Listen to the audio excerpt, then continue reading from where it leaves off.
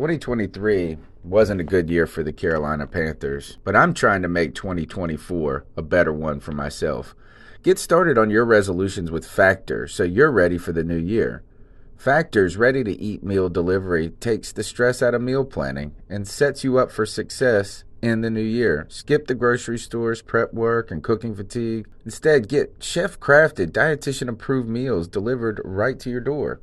With over 35 meals to choose from per week, including keto options, calorie smart, vegan plus veggie, and more, plus over 55 weekly add-ons, you'll have a ton of nutritious and flavorful options to kickstart your resolutions. Skip that overpriced takeout trap. Factor is cheaper and way more delicious than takeout. Get chef-crafted, restaurant-quality meals delivered right to your door, and they're ready to heat and eat in just 2 minutes, which means more time for you. Head to factormeals.com/C350 and use the promo code C350 to get 50% off. That's code C350 at factormeals.com/C350 to get 50% off. In a world where Carolina Panthers fans have an insatiable thirst for Panthers news and opinions, only one podcast roars ferociously. It's the C3 Panthers Podcast. Yo, yo, yo, yo, it's election night, folks. Panther Nation election night. That's right. We're a nation of fans. Sometimes we're divided. Sometimes Cam Newton's your savior. He was our savior. Maybe he's not anymore. Now you may be a Teddy Bridgewater fan. At one point, I was ready to elect Dave Gettleman for president, and guess what? That was a terrible vote on my part. So tonight, as election night unfolds and the rest of the world is discombobulated over, rightfully so, I guess, American politics, whatever your side, leaning left or right, tonight is about North and South Carolina coming together in Panther Nation, voting in many ways in one voice, one way, for Panther fans together. And you're going to do that with your homeboys. My name's Tony Dunn. It's the C3 Panthers Podcast, and I'm here with my man, Cody Lashney. Election night, Cody. Big, big, big deal. Tony Dunn, every time you introduce me on this show, I say there's nowhere I'd rather be on a Tuesday night than talking some Panthers football with my boys. And let me tell you, man, especially during the midst of this election, that reigns truer now more than ever, baby. I think it's a sad state of affairs in America. But, dude, this is not an election political podcast. We're here to talk about the Carolina Panthers, damn it. And that's what we're going to do. And we're going to do it with the best Panther fans in all of YouTube, man. We've got C, Tin Tizzy, Trill One, my cousin, Chef Jeff, Joby the Blind Panther Esquivel, Tony Dunn. Ain't nothing to it but to do it, brother. Let's roll. It's very fitting that we're having this podcast tonight because we've done it every Tuesday for over 8 years now. And my wife said this to me today. She said, man, it sucks. Every election, like presidential election, because 2016 was the one she was referring to. And now it's election Tuesday. It's voter Tuesday, right? And she's like, hey, you got to do this show. I'm trying to watch all this with you and this and that. But I think it's apropos. And the reason I say it's apropos is, as someone who is, I'm not going to push any political agenda because I don't even have one. I have refused to have political opinions at this point in my life. But I started the C3 Panthers podcast and CarolinaCatChronicles.com. I tell you, this is a true story, man. True story. Is that I was arguing with family members. I was a big Barack Obama fan. Look, I saw him speak in 2008. I was all caught up in all of it. Yes, I was ready. Changed the world, 28 years old, ready to make this new world together, this type of thing. And so I was arguing and talking and what I thought was being productive in society with my family members, with people I knew. And I was spending hours doing it, and I was yelling. I was getting furious. I was having to take a damn Valium at the end of the night to get past it. And I said, this is too much for me. It's not healthy. I want to spend my creative activity and do something different and yell about the Falcons. Like, that's the one thing we can all agree on. The Falcons suck a big, giant dick. And so I was able to channel that aggression into sports because I thought, hey, I can yell at these people. They can yell at me. And at the end of the day, it doesn't really matter. Right? And that's what, to me, the C3 Panthers podcast in sports is ultimately about, is us being able to have a fun, a creative outlet in a way that is healthy.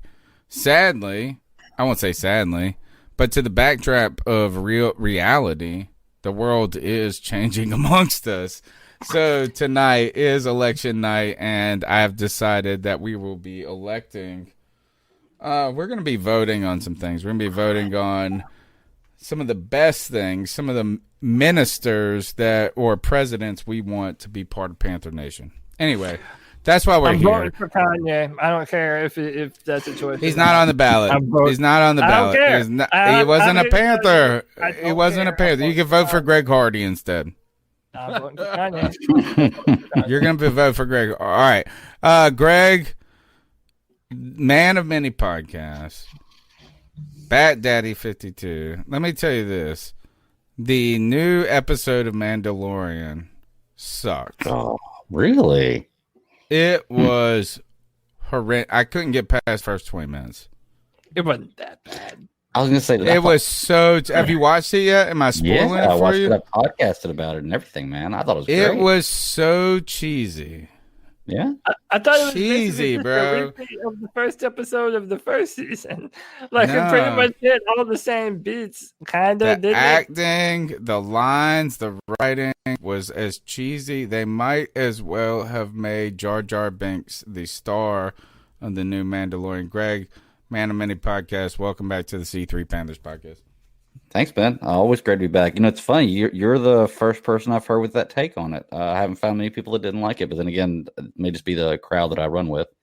But interesting take. But yeah, man, awesome to be here Tuesday night. Like you said, election night. I didn't know we were going to be doing some voting, so I'm interested to see what this is about. Do some voting. We got CK in the house. Tin Tizzy said, "Nope, Tony got to go." What's he talking about? Right in Joe. Oh, he likes Joe Rogan. What's up, CK? You know, living the dream. Living the dream. Found it. I, just about ready to wake up to a world on fire.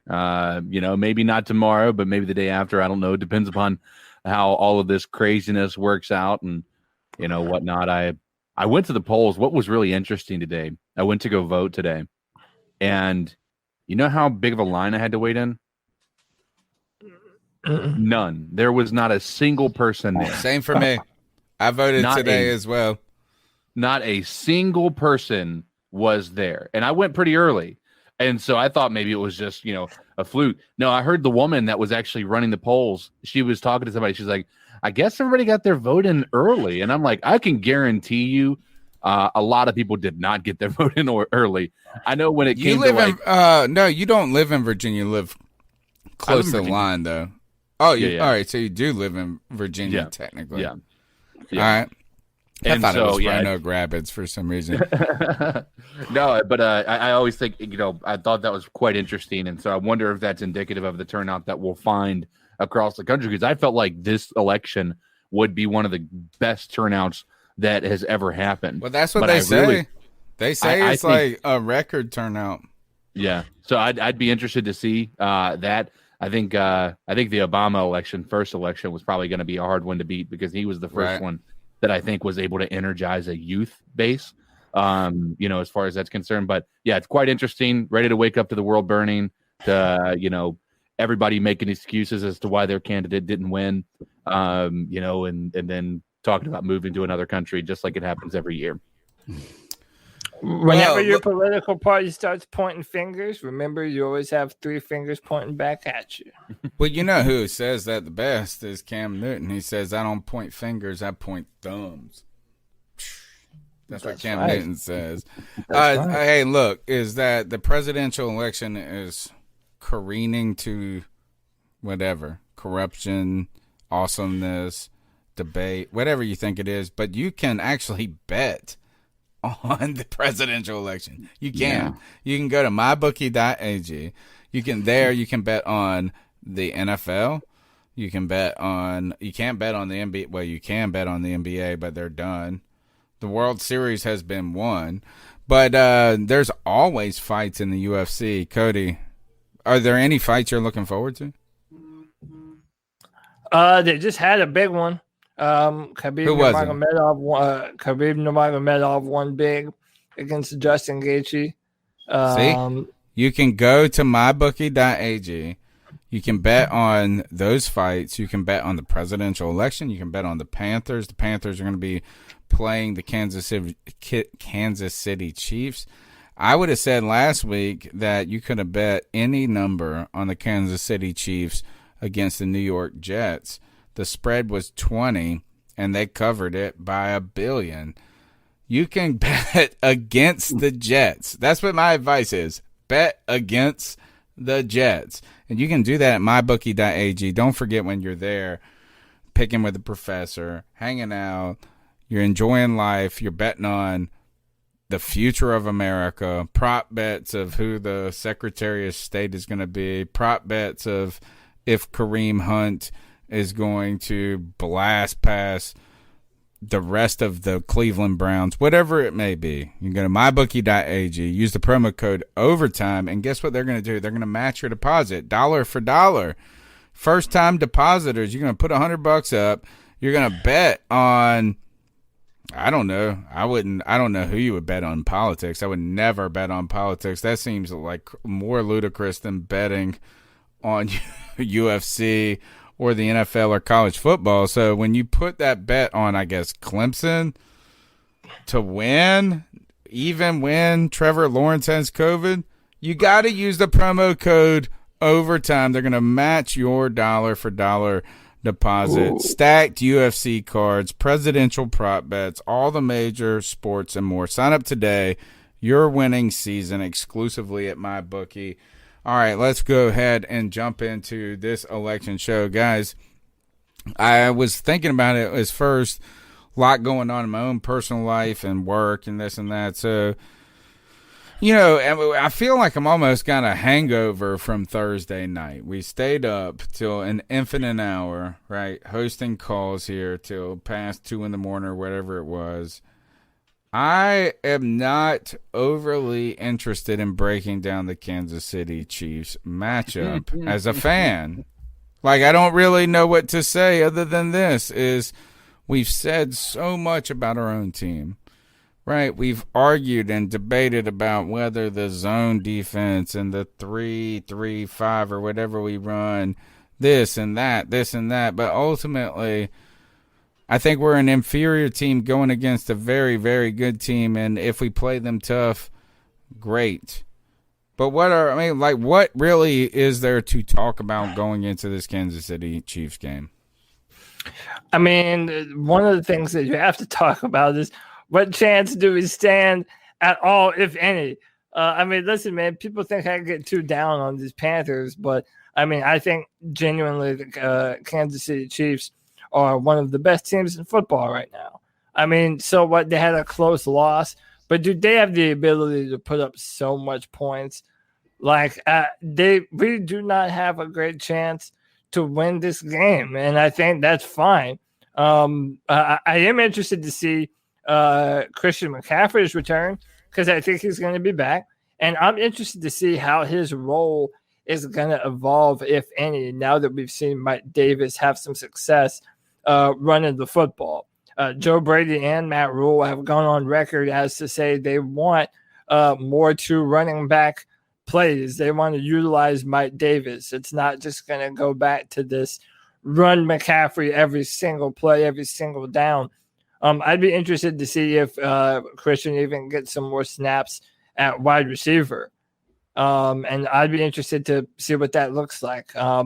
I don't know. I think this is a better defense for Kansas City, and it's a tough out. It's hard to predict the Panthers to even stay competitive, I think. You tell me if I'm off base. I mean, how many of us think the Panthers can at least be competitive for 3/4 of football?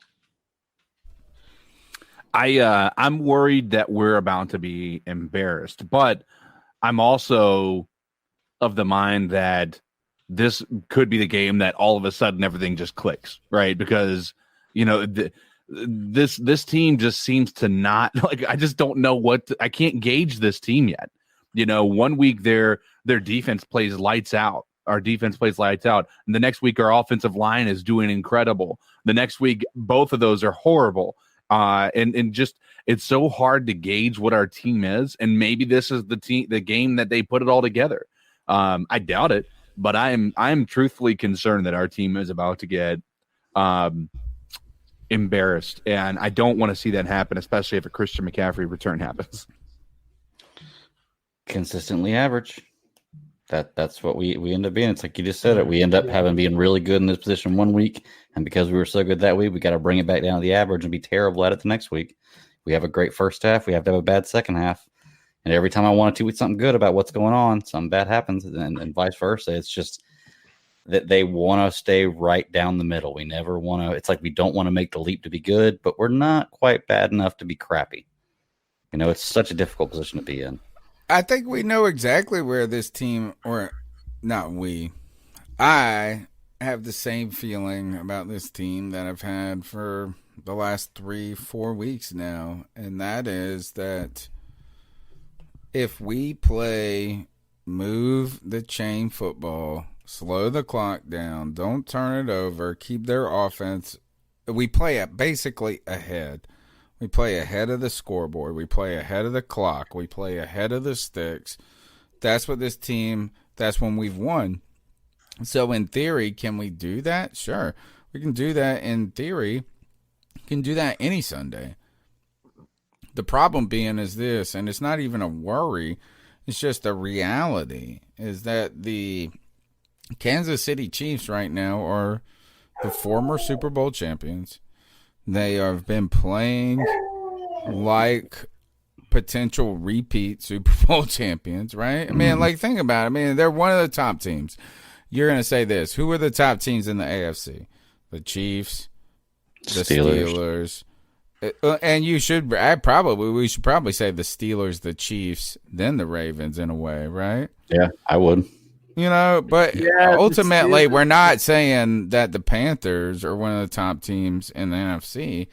So I'm not even worried about us getting rolled as much as, I don't know. Is that to me, that this is a game that we're playing with house money.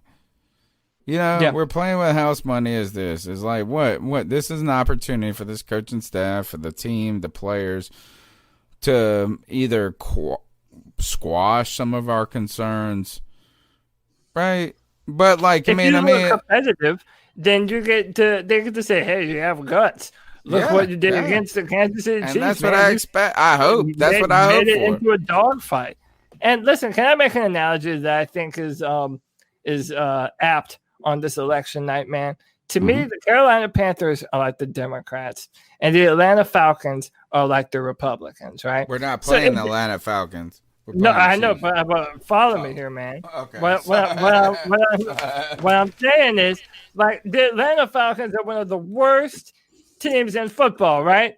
And you think, oh, man, they suck. The Panthers, they have to win, right? There's no way they're going to lose to the Atlanta Falcons at home. And you want to pull for the Panthers, and you want to be confident that they're going to win, but then they go in and they shit the bed and they lose.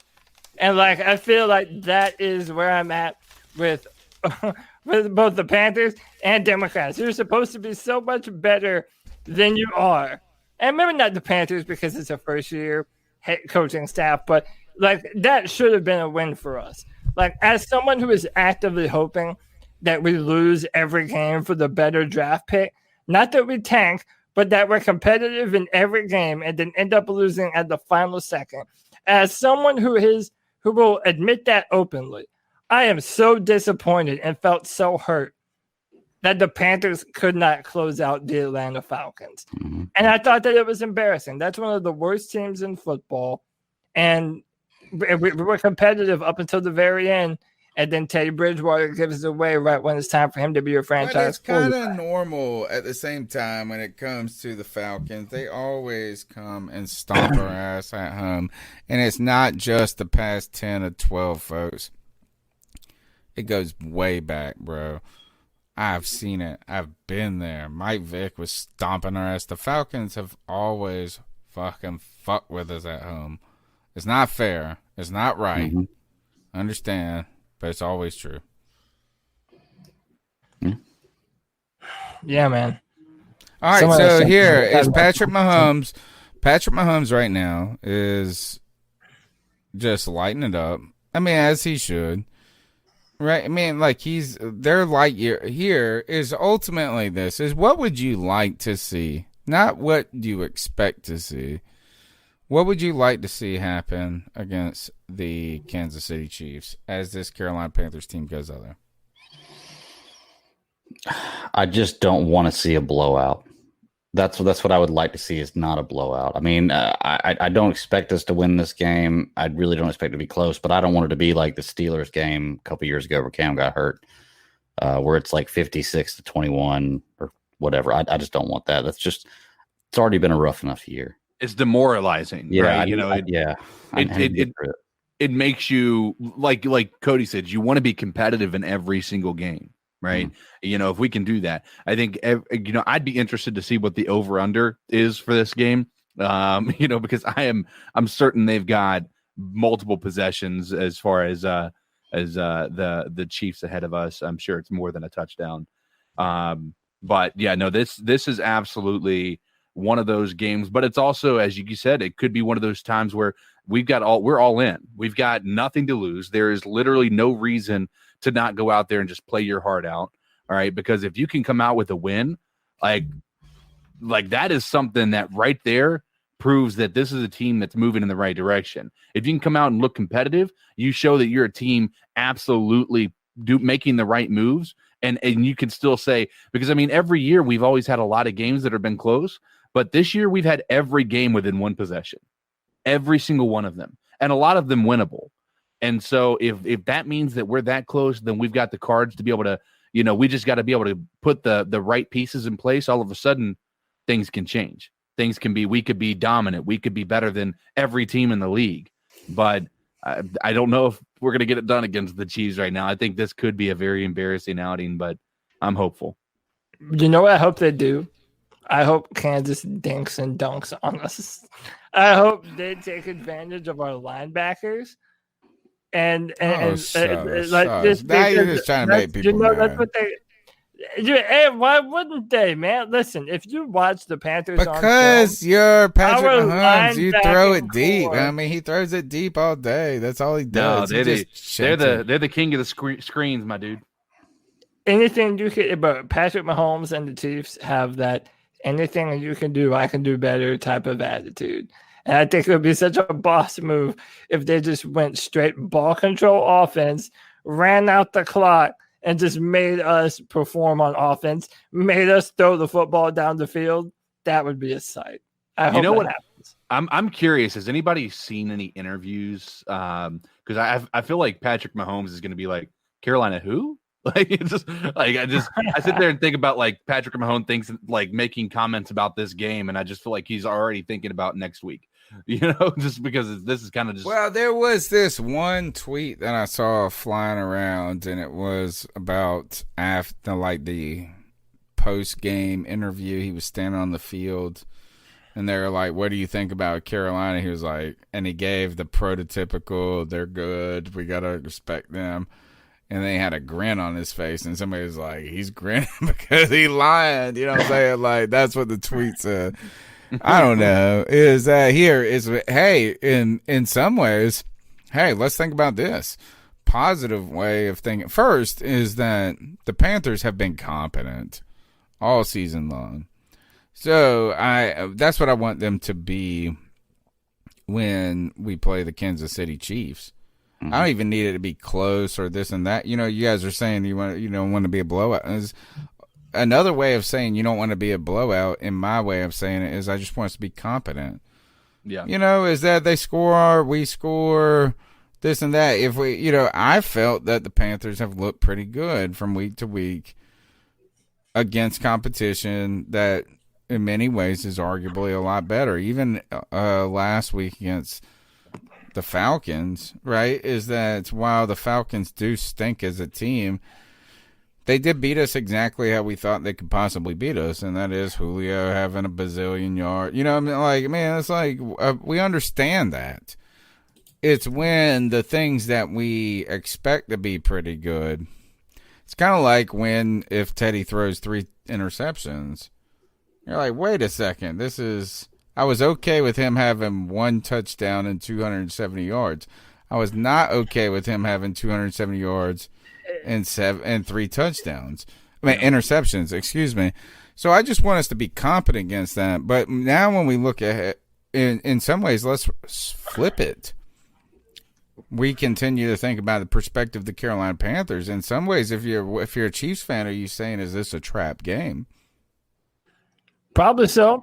Because, listen, I feel like, and tell me if I'm wrong here, I feel as if the fan bases of other teams don't think too much of us, because why would they? Like, we've been absent Christian McCaffrey, and we have no other star power on our football team. Like, our coming out party to the world was on Thursday Night Football, and we managed to let the Falcons embarrass us. So I feel like if you're a Chiefs fan, you're confident, but you could also be aware that this is a team that has been in close games. Is this a home game for us?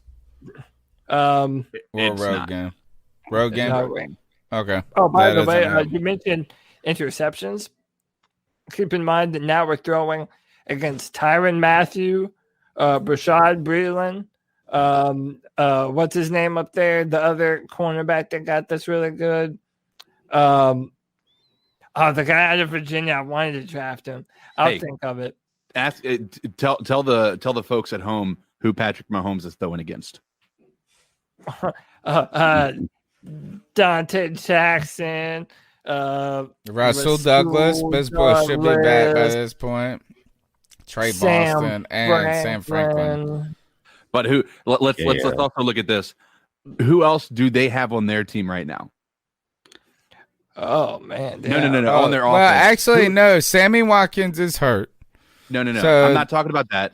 I'm talking about the tight end that's going to just make our linebackers look. Yeah. Oh, and the debut. This is the debate. Is this the debut of Le'Veon? Maybe this will probably be. Yeah, this will probably be. I think this is his first game. I think he was with the team the last one. I think Le'Veon Bell will be suited up against the Carolina Panthers if the timeline is right. And all of a sudden now, yay. You want to know what doesn't bode well for this Sunday? The Chiefs are known to run a very efficient screen game. Like that is, if not 2/3 of their offense, possibly more, is a screen game. And it's or a slant routes or whatnot.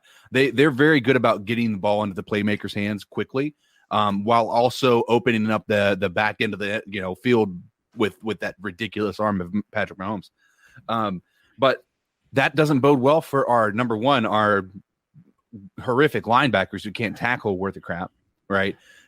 Where have we've just gotten destroyed on those short games because we can't tackle these guys out on the flat.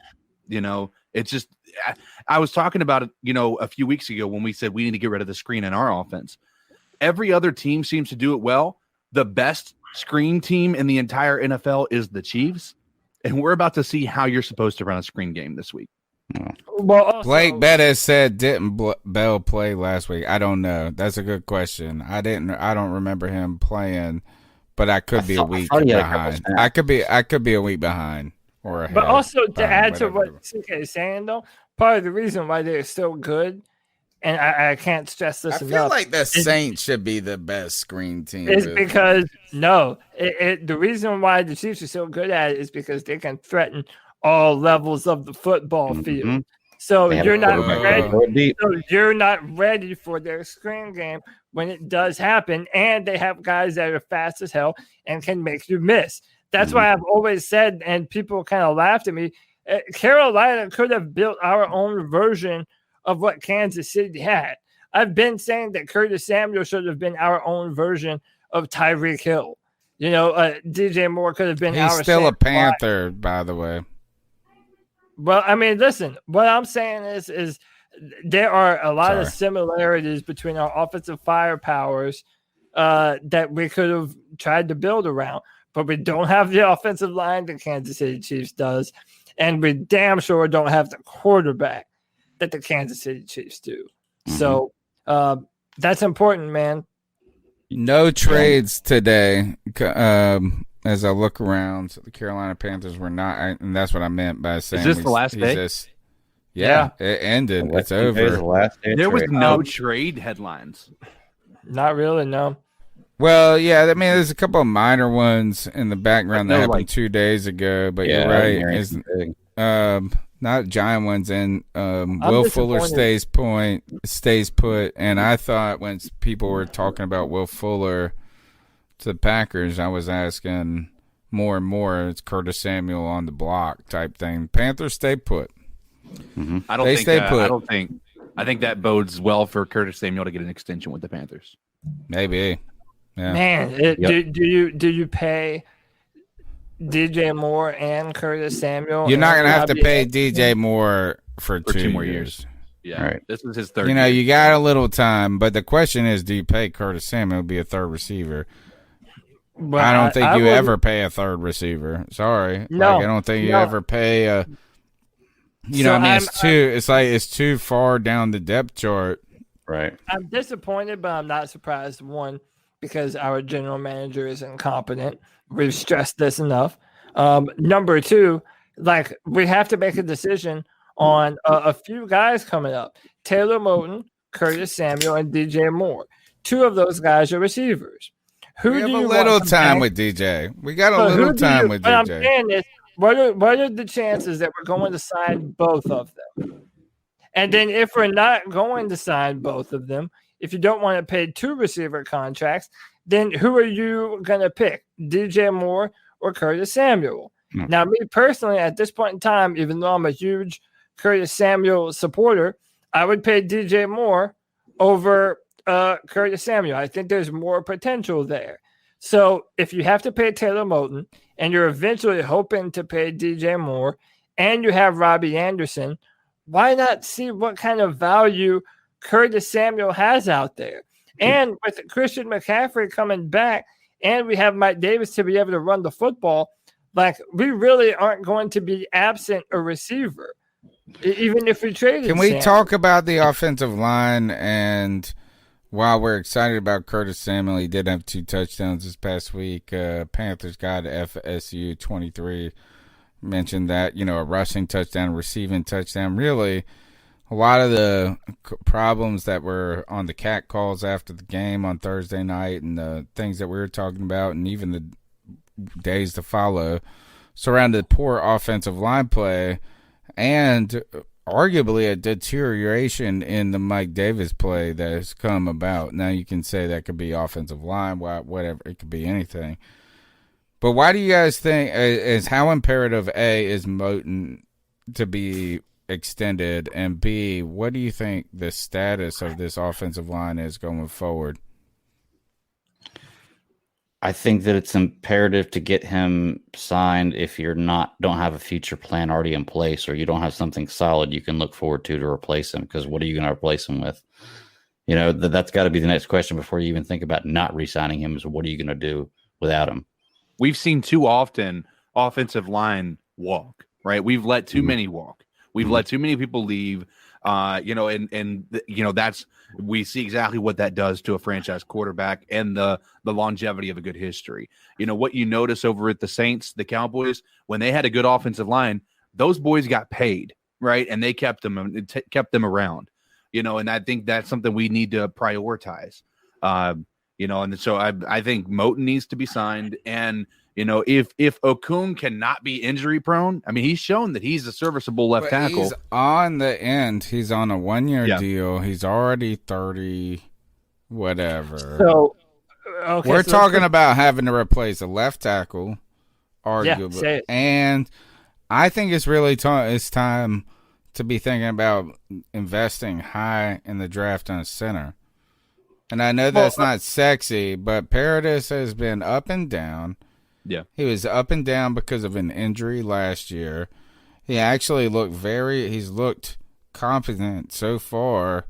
It felt through the first 4 games. The last 2 have not been boding well. Now, at the same time, in fairness to him, you know, you got these backup guards coming in. You got all this.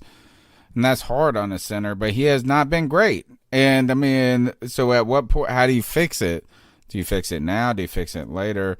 I think the Panthers are really going to have to invest in this draft in something high. Maybe it's a 2nd round, 3rd round pick in a center. I think you can get a center at that. Well, if you notice, CK mentioned the Saints. Well, what do the Saints do well? Draft offensive linemen and spend premium draft capital on offensive linemen. And that's why it really is never that much of a only drop-off. done that recently, though. I always feel like we always pat them on the back. It's like patting Dallas on the back. They did that like 5 years ago, and now they haven't done it, and now they're feeling the pain. Nope, watch this. They drafted Ryan Ramczyk in the same draft that they got Kamara. Then last year in the second round, 3 or 4. That's 4 years ago. Bro, hold on, I'm not done. Then the year after that, they moved up in the second round, drafted Eric McCoy, a center I was really high on out of Texas A&M. Got him as the center. Then last year, they drafted the offensive guard from Michigan, Eric Ruiz, and he's doing really well right now. Like you already hit the nail on the head, Tony. Look at how many people we have to replace. Greg Little is not it. Greg Little continues. Well, we don't know if he's not it. We don't know if he is or isn't, but you can't bank on him. That's the thing is you don't give up on him, but you don't bank on him. So we have no assured left tackle. We have no assured left guard. Paradis is nearing the end of his deal. Yeah. We have no assured right guard. Taylor Moton is like pulling his dick out on the minority. Table, isn't he? He is going to get more money than anybody. Taylor Moton should have had a contract before Shaq Thompson. Yeah. And that's the God's honest truth. 100%. I believe that. I agree with that. And you know what? We if you go back and check all the tape of the C3 Panthers podcast, we've been very high on Moton the whole time. The entire time. It's been very, very good for us. And that's all we're doing is compliment what we see is good. I, again, think another good rule of thumb would be you need to draft an offensive lineman in the top 3 rounds every year. 1, 2, 3. Like somewhere. 1, 2, 3. It could be the first, it could be the third. Like, you know what I'm saying? Like, I almost feel like that is a rule of thumb to have. And by the way, I had someone mention it already too. Look how many good offensive linemen we've just kind of let go. Andrew Norwell, whether you loved him or hated him, he was good. He cost so much money, bro. Fine. All right, but then we signed Trey Turner, and then we end up. We signed Trey Turner first. That's why we had to let Norwell go. We signed Turner. I thought we let go of Norwell so that way we could sign Turner. We signed Turner. We had a choice. We had our choice between. Yeah, we had to pick one of the two. Yeah, we didn't have the capital. Yeah, we didn't have the cap to be able to sign both. So neither one of them are on the team right now. So again, dude, Marty Herndon needs to go. Well, you gotta be careful paying a guard big time money. That's the thing is you should be drafting people to replace them. And look, we can't really be but so sad we didn't pay an undrafted free agent and Andrew Norwell. Like, so what? He was balls out for us. That's fine. That's fine. But it was like he cost like $60 million, man. We paid other positions. We should have just had another guy that we had in the hole to bring up next. You already brought. I think that's a lot to pay. I don't think you can pay guards. It's like paying running backs, bro. You say you can't pay running backs. It's the same thing. It's the same no, fucking thing. No, Tony. The offensive interior is three of the most important positions in all of football. You're not able to run block or pass protect if your quarterback. That's fine, but when you come to the money, the guards aren't paid the big dollars, bro. Dude, have you seen what they're going for now? The guards are getting damn near tackle money, man. That's important. How much is tackle money is what he's saying. Let's see. No, I understand. They're not even close. But it's a reason why they're expensive. They are so much more important than a running back. You can have an undrafted running They're back. They're not more important than running backs. That's a lie. Oh, Tony, you don't know what you're talking They're the about. same. They're like the running back of the offensive line. A guard is the running back of the offensive line. I bet you wish we had better offensive linemen when Cam was here. They were important more of the times when Cam was here, wasn't it? But we didn't build that offensive line when we had the opportunity to. You guys, you know that when you look at how our offensive line did this past week, right? You saw where our weakness was. 110% it was Chris Reed. And what is he? Guard. Our entire offense could not function because the entire defensive backfield, or defensive front seven was in the backfield within 5 seconds every single play. And it was going. It was cutting. That's fine, but what is Chris Reed? What was Chris Reed drafted as? That's the problem. Yeah. Well, I guess my point is this: is that you can have good guards, but you don't have to just like a running back. You don't have to get them in the first. You don't got them. You know what I'm saying? I'm not saying the guard's not unimportant. That's not my point. Is that he just doesn't have to be the elite of the elite. So do y'all know who the highest paid guard in the league is? Trey Turner. Brandon Sheriff. Yeah. For Washington. And he sucks. He's hurt. $15 million a year. And then after that, it's Joe Thuney. For New England. $14 million a year. Yeah, so it's not. They don't get New England, paid. And they have one of the worst fronts. Yeah, they all suck. Brandon Book for Philadelphia, they're horrible. Zach Martin. All right. Wow. We spent enough time on these subjects. I'm going to try to push through the numbers 252-228-5098. You know what you're listening to. You're listening to the C3 Panthers podcast, longest running Panthers podcast out there. We're not football experts, but we are expert fans, and you're part of our community. You can call into the show. Again, the number is 252-228-5098. Smash the thumbs up button. Subscribe to the show. Let's jump into the cat calls and see what you guys got to say. So what are your thoughts on catcalling? Yeah, it's pretty you shouldn't do that to somebody. And how did that make you feel?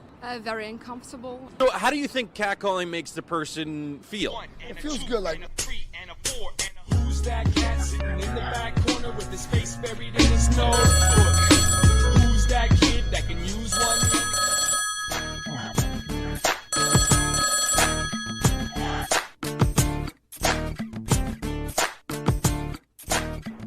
Hey guys, it's Tyler from Spruce Pine. Saturday, so I've had a couple days to kind of stew on that embarrassing loss to the Atlanta Falcons, but one thing I want to say is I think this is the team that we all thought that it was going to be going into this year. Yeah, the defense didn't look great. At one point, they forced their first punt in like 7.5 quarters or something like that. Anyway, as far as that goes, the defense is young. They have some setbacks, and they've looked good at times. But I think that's what you're going to see with a young defense. I'm not mad about the coaching staff. I'm not mad about the talent because I think they're kind of overperforming their talent level and their experience right now. But anyway, I like that. As far as Teddy Bridgewater, I think he is what we thought he was. And I think that goes to say the same as what the coaching staff thinks about him as well. If you think about it, he's on a 3-year deal. And like Steve Smith called him a right-now quarterback for Carolina. So I kind of think there may be a plan in the works to draft a quarterback in the future, but have him sit, kind of like a Patrick Mahomes, Alex Smith situation. And I'm not saying that we're going to get a Mahomes, but at the same time, when a quarterback does sit for a year, a lot of the times that tends to bode well for them. There are some situations where I think a rookie is better starting out, but that's a top draft pick that we're not going to get. So I've got a question for you, Cody. if we're picking at number 10, what quarterback do you see us drafting?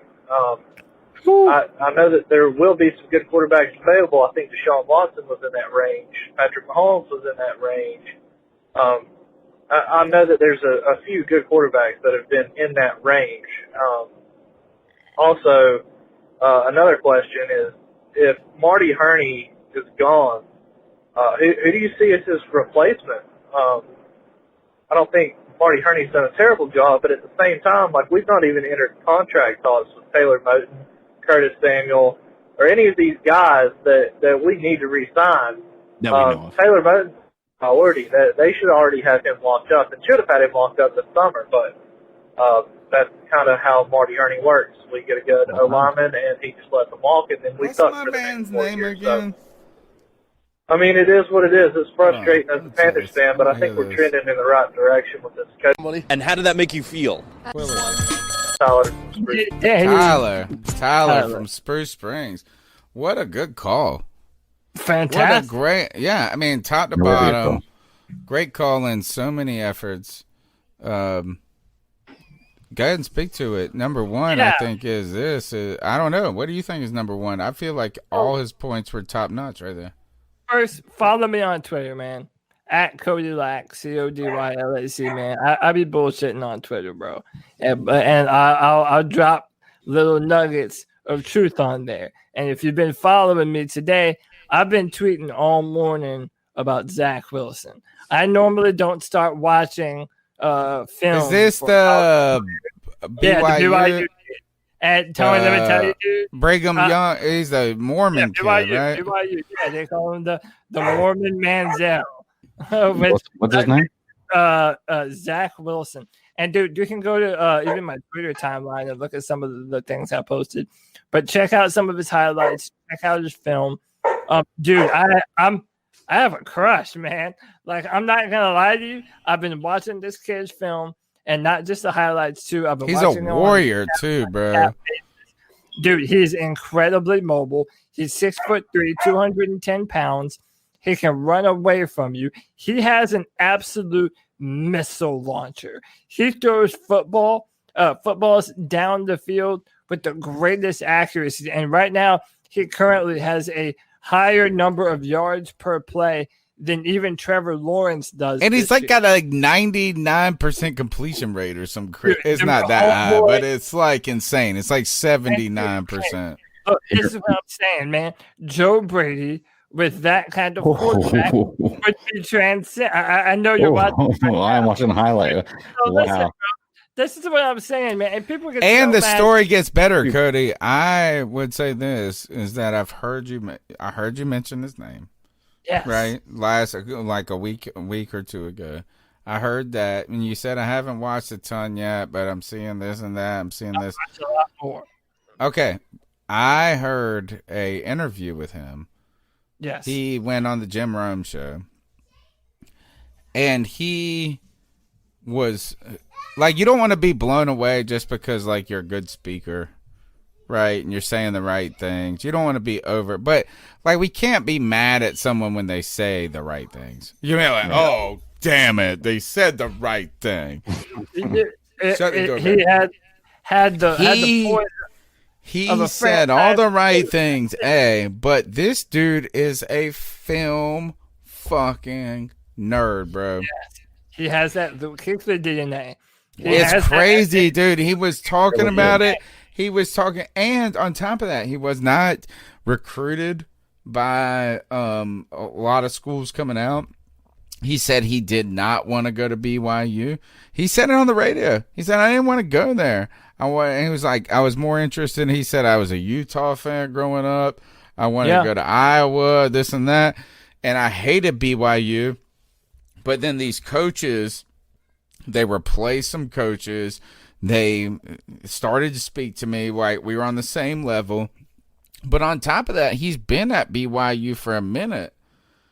And he said this. He was coming into this year. And this was the craziest thing I've ever heard. He's having a Heisman Trophy year. He's going to be climbing the ranks of the NFL draft. And you know what he talked about in this interview? For minutes was earning the respect of his team. He said this is that he was in a battle going into the season for the quarterback position. He said, I never had a doubt in my mind if I could win it or if I was going to win it. He said, I thought I was going to win it. But what I knew I had to do was I needed my teammates to believe I deserved it. It was like he had the most, it was like the film, the polish, the blue, the lunch pail fucking thing. I will tell you this. Yeah, it's like all of this. It's the total package. And I know I might be being wooed. I am being wooed with one. He's whispering sweet nothings in my ear in one interview. But it's a lot. And it's evidence. And it's interesting. Tell him the name one more time. Zach Wilson, quarterback out of BYU. But listen, though. See, this is where people get pissed off at me, man. And I think this is where the disconnect is. I'm a fan of the Carolina Panthers, but I'm a fan who thinks more like a GM than I do a fan. And like the caller even asked me, like, what other GMs am I thinking about? Dude, I don't know. That's my dream job. How about this? It should be my fucking triple act. I should get someone in there, dude. What were they saying on the roundtable? We did a roundtable this past Sunday, Panther Nation podcast. We're all up there with all the YouTubers, and they were all over that Eagles guy. The guy that we got that brought us Rasul Douglas. I thought they were taking it too far. I thought they were like, this is the guy. I was like, that's the thing. I've never even heard that dude, Patrick Stewart. I think they said his name was, and I'm like, I feel like that's the dude from Star Trek.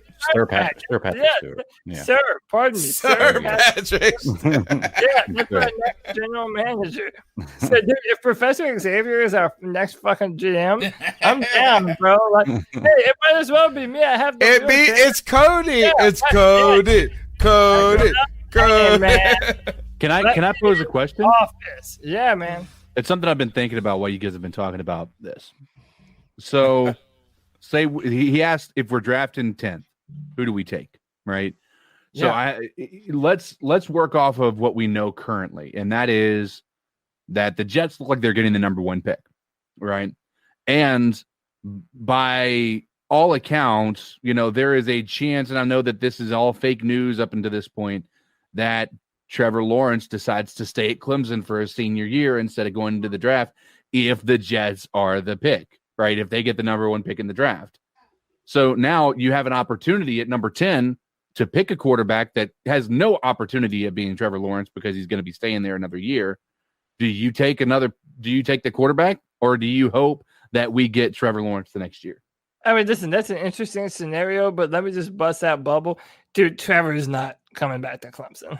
He is not going to come back to Clemson. And I'll tell you why. Especially since he caught COVID, bro. One, think of it this way. You're Trevor Lawrence, okay? You're going to stiff the Jets, to go to Jacksonville? Like, if the Jaguars are number 2, like, you're going to stiff one just to go to Atlanta, to go to Houston. Actually, you have your pick of the litter, bro. You got your pick of the fucking litter. The Giants. You got your pick of the litter. He can do whatever. He can put his Teddy Bridgewater dick on the table and be like, I go where I want to go. They're not going to have Adam Gase as the head coach. Listen, who cares that they haven't fired him yet? They're getting rid of Adam Gase. They're going to have a brand new head coach. They're going to have a whole bunch of draft picks. They're going to have a whole bunch of draft capital and money to spend. They've had for the last 20 years. And you're in the New York media market. Trevor Lawrence is not going to skip. He's not coming back and missing out on millions of dollars just to play as an amateur quarterback at Clemson for another year. He's going to graduate. Why wouldn't he do it this? Why wouldn't he force a trade to New England? You can't pick who you want to go to. Like Eli did. Eli did, yeah. But that's only because the Giants were willing to trade up for that pick. They said to San Diego. No, they only did that because the only reason San Diego agreed to it is because Eli said, I will not play with y'all. Right. John Elway did it as well. Where he went. Right. Kobe Bryant did it. New York was willing to trade with San Diego. Eli had no say on what team traded that with that San Diego. I don't believe that. I don't. I don't believe he had no say. I thought there was talks from the beginning of him wanting to be in New York. I don't believe he had no say. Like, if you can tell this team, I'm not going to play for you. He obviously, and he had Archie Manning as his dad. All right, I understand what you're saying. Is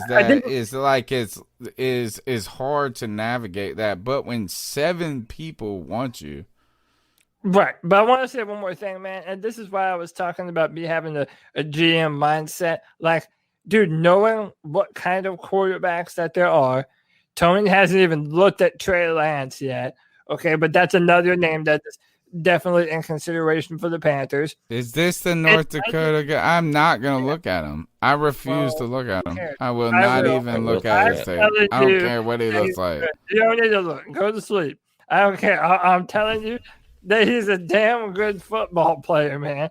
And if we win, the more we win, the more we are pushing ourselves away from the opportunity to be able to draft one of these guys. Good news, we're not winning. We lost to the Falcons, and we're going to play the Chiefs. So that's a moot point. Moot, not mute. Moot. But also, Cody, you're talking right there. If we win, we're pulling away. Not necessarily. I mean, some of these guys are going to fall late to the first and early second because there's not going to be 6 quarterbacks drafted in the first round. Oh, well, not 6, Amen. but I could. Amen. But we've already named 5. All right, can we keep going? Let's go through the calls. 252-228-5098. Sorry, I forgot that it was only 3 minutes, so it kind of cut me off. But I've got one last thing. It's about Joe Brady. Yeah, he called a pretty shit game last week. But at the same time, Joe Brady's only 30 years old. So Joe Brady has a lot of room to grow. I don't think he's ready to step into a head coaching role yet. I think we're going to have him for maybe 2 or 3 years before, he's ready to do that. And then he will be one of the hottest names as far as coaches that available in 2 to 3 years. But I just don't see him being ready to step into a head coaching job after this season. And maybe I'm wrong. I don't know. But I do think as an offensive coordinator that he is still learning.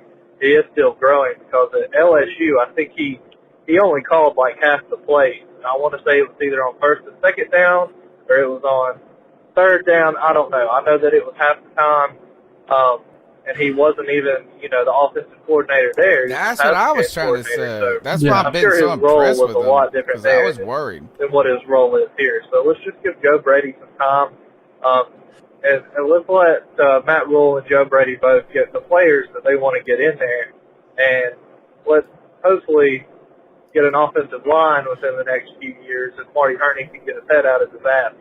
But anyway, that's all I got for you guys.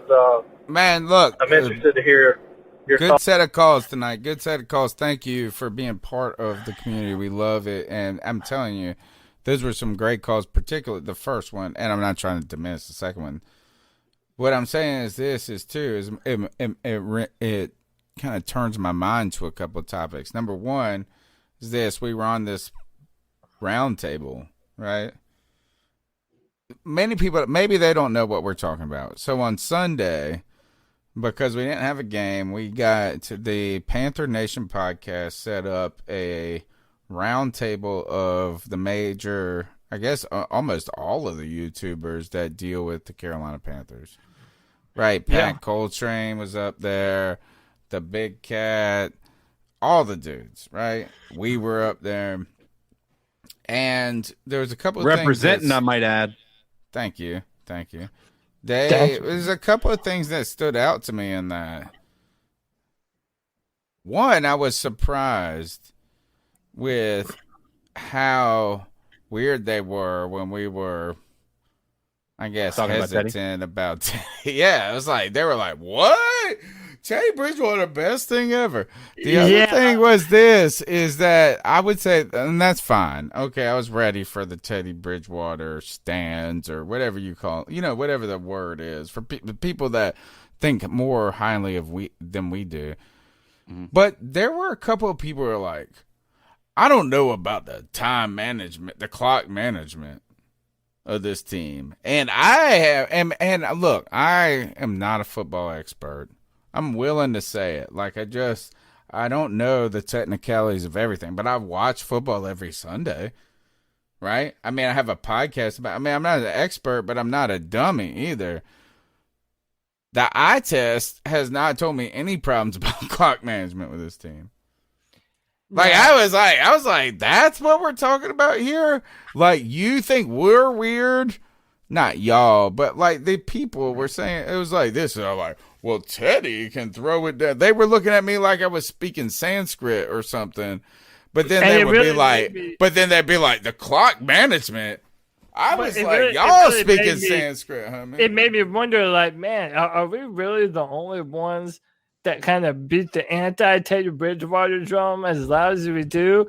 And if so, are we too far? Oh, dude, you double down. You're like, no. In fact, it makes me feel better because, and listen, man, shout out to everyone and a lot of fans are like this, and I don't blame them because that's part of being a fan. But so many people have this mindset. But Teddy Bridgewater is the Panthers quarterback, and I'm a fan of the Panthers. And they, Joe Brady hand-selected Bridgewater, and that was his guy. And all these different things, and his yards are incredible. Like, they're going to find every reason to be optimistic and hopeful about Teddy Bridgewater. And to a certain Is there anything ironic about that, though, when you sing a song about Teddy Bridgewater, when you talk about his yards, and then you also put up a video that's like, should we fire the offense? Like, I mean, is there anything... I mean, that's what I'm saying. Like I'm not it to me. I'm more analytical in how I look at things. I don't see a quarterback that takes us to the next level. I see an opportunity. I think you were going soft on Teddy Bridgewater, bro. I'm going to tell you that. You were like this. You were like, he can throw no, he can't throw the deep ball. He physically can throw the ball down the field. But when it's like a looping ass bitch ass. I was trying to find some middle ground so that way. They looked at me like I was a damn anti-Semite, bro. Dude, there's one thing that was said during that part that I think was absolutely asinine, because every person that's watched the Panthers this year has said, what's the one thing we're missing is the deep ball. And I'm not going to say names, but there was somebody who said they were roasting Joe Brady for calling the deep ball pass in the certain circumstances, when if honestly they were really smart decisions to go deep, right? And just because they didn't work out, it's Joe Brady's fault. I got so frustrated with that. It's Joe Brady's fault. Exactly, because I'm sitting here thinking, I'm like, bro, like, I mean, there were open wide receivers on most of those. And that one pass that was at the end of the Falcons game, that was the interception, that was a bad decision, period. Now, granted, that had probably more to do with the offensive line not giving him any time, but it's still, nonetheless, it was a bad decision. That was like a Cam Newton rookie year season decision to just throw the ball up in the last minutes to try to get something done. And you just can't do that. I think that was my biggest issue. I think there's one other thing too, is that, like, I think the most homophobe people are the biggest homos. And I know that's like that's actually probably gonna be fired from my job.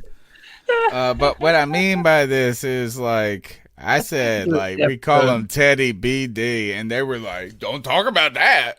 But I'm ready to suck his big old D. They love, like, I commend your level of fucking attitude to take it to that extra weird place.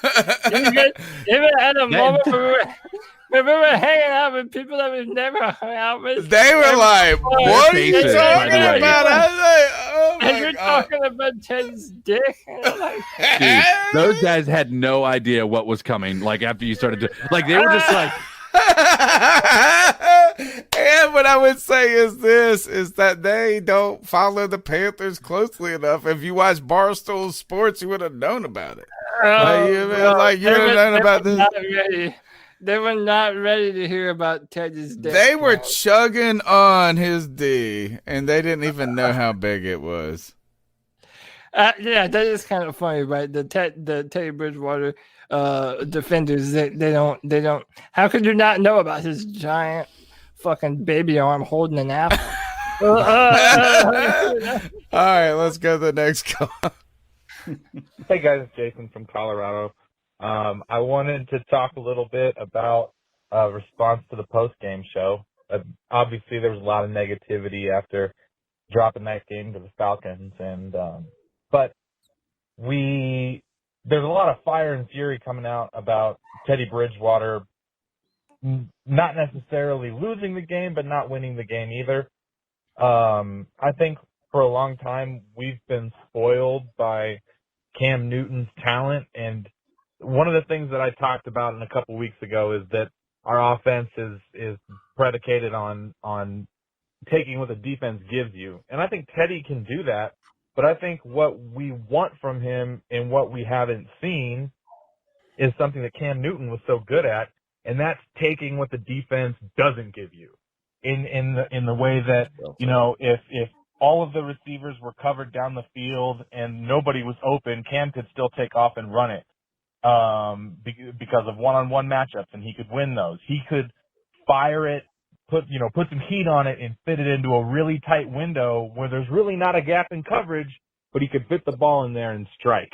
And that's something that we haven't seen from Teddy. I don't think he has the arm strength for it. I think that we saw the limits of his ability. That's what I've been. to push the ball we've been down the trying field to say. last week. Can't. And granted, it was soaking wet. It's going to be harder to air it out. But there were opportunities where if he would have just thrown the ball a little bit harder, it could have made a big difference. And I just think that that's because he's not particularly built for that. He's very cerebral. That's right. Play that's the ball exactly in open space, right. But when Good call. Time Great calls to, tonight. really take advantage of the situation, strike and move the ball down the field, he's not your guy. I think that he could be successful on a better football team. We're very limited in our talent. Atlanta, on paper, I think all of us would agree that they have a much more talented football team than we do. And I think we all expected them to have a much better record. And if the coin flipped in a million different universes, I bet that in most of them, the Falcons aren't. If this 1-6, or I guess now 2-6 record or whatever it is, because, they are stacked and they've been in the lead. They've blown, whatever their win probability, 90+% win probabilities in 4 or 5 of those losses that they took. So, they had those games iced away and then they blew it. It does happen. But, it's just as easy that they are ahead. And I don't think that it's the end of the world that we lost to them in a slugfest in a soaking wet game where, it got hard to slug it out on the ground, and that's what we rely on. But looking forward to. I have a statement I would make about that too. I think that what we've realized now is that even there towards the end, Cam Newton, he wasn't able to be Cam Newton like he always had been. He wasn't able to just elude the pocket as much or anything like that. And we've seen that, really since 2017's year. But guess what happened in those years? We had Christian McCaffrey, and we haven't had Christian McCaffrey. And I think that should bode well for Teddy Bridgewater in the event that pressure does come, because he will have an outlet that is able to get the ball out, who doesn't drop the football in the flat, who is able to make the first person miss every single time, not with requiring to break tackles. Like that's what Mike Davis does. He runs through people, right?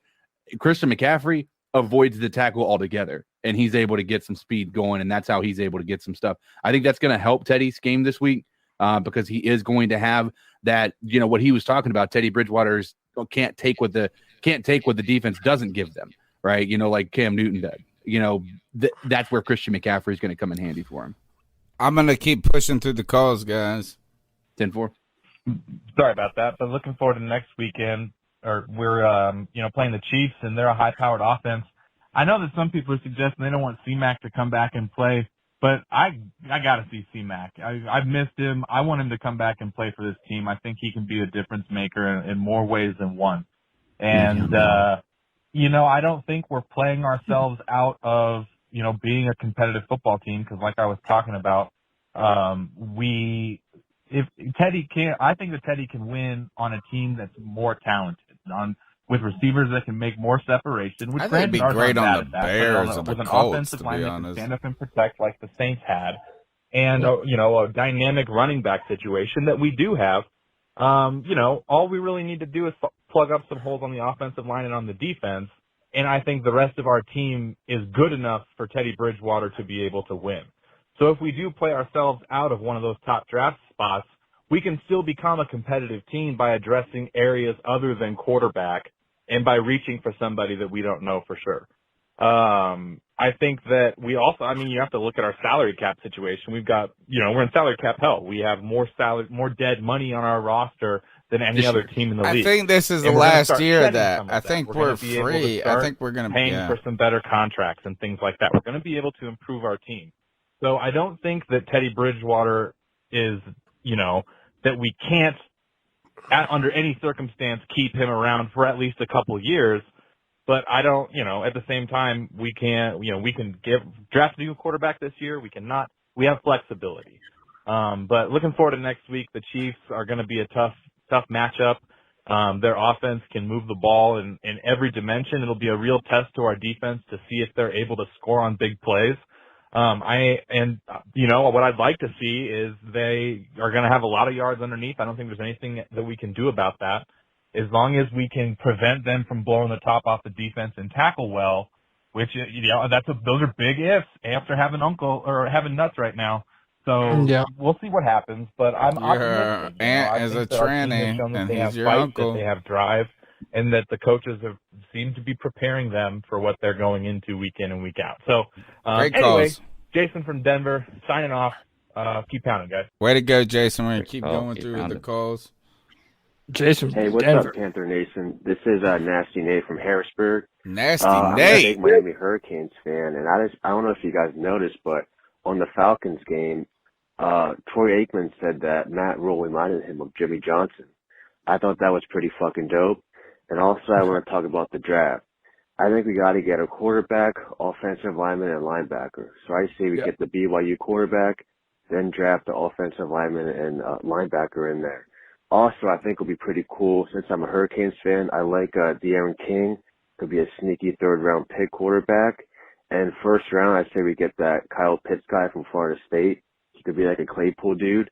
And we possibly could trade DJ Moore for like a second or sixth-round pick or second-round pick for Green Bay. So we got 2 seconds, and then we can get like a offensive lineman and linebacker. And yeah, man, so I feel like the draft's kind of like Mario Kart. You hit the question mark box, you don't know what you're going to get. You can get a bomb, you can get a star, he's a good player, or you can get that low-key tortoise shell that knocks off the number one player in the league. So maybe you get a quarterback and could be like surpassed. The top quarter, Gilmore, Ramsey, Tre'Davious White. He knows, man. All I know is love the Panthers and hope that's pretty cool with you. Also, what if you trade for like a 2022 first-round pick for the Jets for Quentin Williams and have the best defensive line, young line ever? Cody, that's pretty cool. Is your call. That's just my thoughts, some crazy this stuff I've been thinking, and that's just my input. And I believe in Matt Rule. I believe in you guys. Thanks for giving me the opportunity to talk to you. And God bless, guys. Stay safe out there. Stay righteous. God bless. Keep God bless, man. Nasty Nate. Shout out for the call, man. Thanks so much for calling in. Incredible call. I love where your mind's at, dude. Listen, if you've been listening to the show already, you've already heard us gush about Zach Wilson. I think he's legitimate. I'm excited to watch him the rest of this football season. I think he's a legitimate Heisman candidate. And I think that he has the potential to be in conversation for us. We definitely need to go offense. We have to build our offensive line. Jackson Carman, the left tackle from Clemson, could play tackle or guard for us, I think. Chaz Surratt is a linebacker out of UNC who I think has the potential to go in the second or third round. We have options, man. And one of the things that I said on that podcast that we did with everyone in Panther Nation is that a rebuild doesn't have to take forever. People have this mindset that when you rebuild, it's like, 2 or 3 years down the road, man, the Arizona Cardinals have turned around the optimism meter of their franchise in just 2 years' time. It doesn't have to take forever if you can draft well and you can make the right moves in free agency. It doesn't have to take forever. Cody, don't you think they also kind of fell into that because who was the guy they drafted, the quarterback they drafted the Rosen. away? Josh Rosen. Yeah. They fully plan on him working out. So imagine him winning 7 games his rookie year. Then they're not in the position they're in. I'm so glad you brought that up. They kind of stumbled into where they're at. I mean, you're right. It worked out well for them in 2 years. But had Rosen done decent his first year, they'd never have Murray. Well, right. Like they'd have never been in that position. So I mean, it's kind of a I don't know. I mean, from the moment that they drafted Kyler Murray, right? Then the very next year, he was the offensive rookie of the year. I believe so, right? Yeah, he won offensive rookie of the year, Kyler Murray. And then, as of right now, they're a good football team. So what I'm meaning, from the time that you actually hit on your quarterback, it doesn't have to take a long time from then thereafter to build a legitimate football team. They also had a big trade for DeAndre. It's important that all those things they sound wonderful. And one other thing though, just because you brought up Rosen, he was their big quarterback that they got like at the second pick or whatever. It was like ridiculous. No, and I think he got passed up a few times, didn't he? And I want to say this, as someone said, and I think it was Cody a couple of weeks ago, we were talking about Sam Darnold. It was like, it's about where you go, right? You were like, it's not just about who you are, it's about where you go. Well, Josh Rosen has been, he's kind of like the buster of that myth in some ways. Like, he's been everywhere. Like, he can't even break through. What I would just say is this, is that that's one piece of evidence that just tells us that just because you get picked high doesn't mean you're great. Right. I will say that Rosen was nowhere near the prospect that we thought he was so smart, though. Like, he was supposed to be the cerebral-ass motherfucker that taught philosophy and this and that. Big-time arm. He was always injury-prone. He was never mobile. Like, he was never... Did you hear Colin Cowherd talking shit about Tua already? Yeah, I did. He said he just looks small, like he's just kind of this. He's just I don't even listen to that joker anymore. One bro. game. Yeah, crazy, he's such a good talker, though. He's a good talker because all he does is take hot takes. That's it. Like it's very similar to Stephen A. Smith. But I wanted to touch on the Arizona Cardinals part of things. You know what the Arizona Cardinals did though is they went from 1 year of Steve Wilkes, of Josh Rosen, and it was a failure. They didn't wait. They made the decision. This could have been just a horrible scenario because a lot of people would have been saying, let's say, let's look at the Jets with Adam Gase. Everybody's like, you got to give him more time. You got to give him more time. Well, guess what? The Arizona Cardinals didn't, and now they're looking pretty damn good. Right, they didn't give Steve Wilkes an extra, or Steve, is that right? Still, yeah. Yes. They didn't give him an extra year. They didn't give Josh Rosen the benefit of the doubt. They said, we're resetting off of our reset. We're done. We're moving on. Period. No questions asked. And then it's worked out really well for them.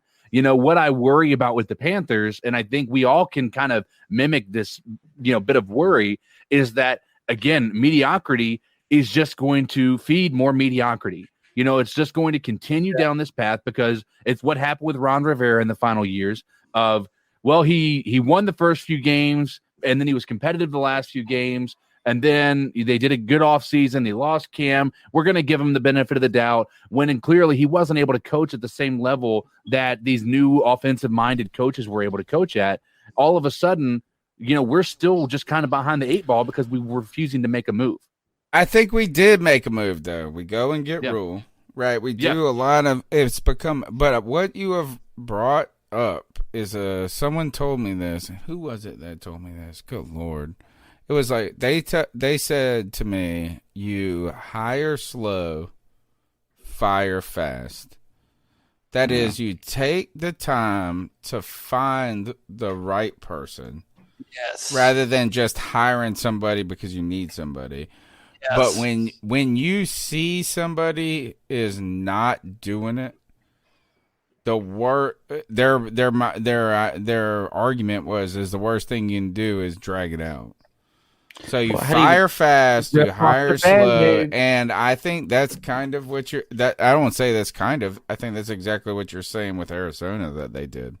Yeah, that's what they did, and that's what I'm talking about with I'm not saying we fire Coach Rule or anything like that. Yeah, I think we hired well there. Yeah, I think you're right there. I think there's good points, good calls.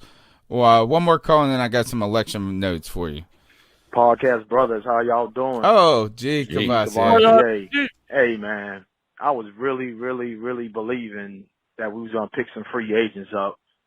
I really was, man. But as the Panthers always do, we don't pick up nobody, man. And you know what I'm saying? I'm kind of pissed off about it. Because honestly, I want a Stephon Gilmore from the Patriots, man. Oh my God, man. He would help the corner situation out so damn much, man. Way too much. Oh my God. But he's been put him on our crap field, there. Put Dante Jackson playing nickel, and he has experience and he can teach. Troy Prod Jr. He's had a bad year. The rest of the defense, but it's a bad team. Look for, but we didn't get him. And I wanted that damn defensive tackle out of the Jets too. I forgot his damn name, but I would like him to become a Carolina Panther. Quentin Williams. But before I let y'all go, notice one thing: when we got a lot of free agents, you know what I'm saying? Good, proven free agents. We went 15-1. Y'all remember that shit? When we had Peanut, he was a free agent. We picked him up. The damn left tackle from Baltimore, he was a free agent. Michael picked him up. Jared Allen. It is what it is, man. It's just that, it breaks my heart. Trade. Roman try to get something. But, hey, we got Kansas City this Sunday, and call me crazy. I see us winning this game. I really do, man. Ain't stop, G.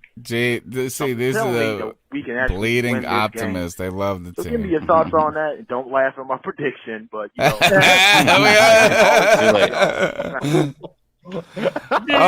my man, G.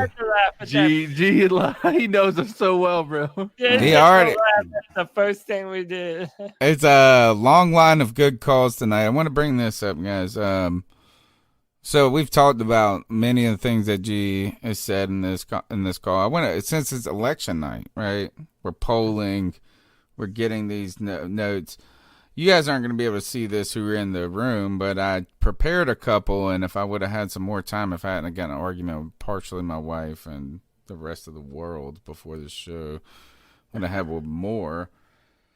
I want to ask this, is that tonight we are going to be casting our vote for Secretary of Defense for the Carolina Panthers. That's right. We are going to be electing our best defensive coordinator in the history of the Panthers. And I know this is hard for us because some of us very babies when this happened. But there's 3 candidates that come up for election of best defensive coordinator.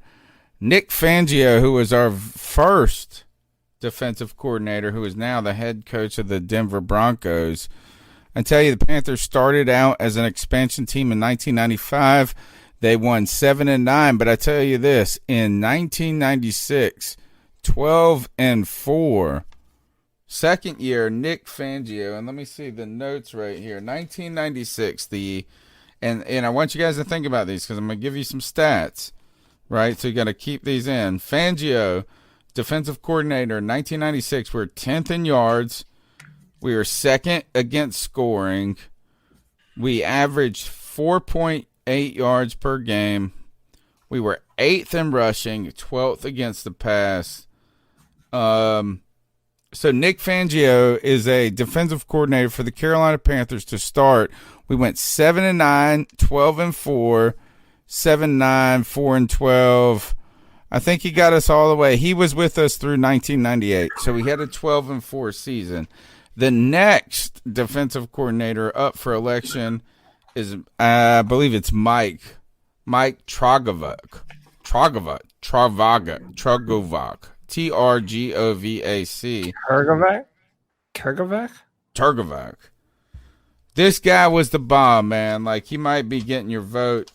He was the defensive coordinator for the 2003 through the 2009, maybe 2008. He had, in this time, we were 11-5 twice and 12-4 once.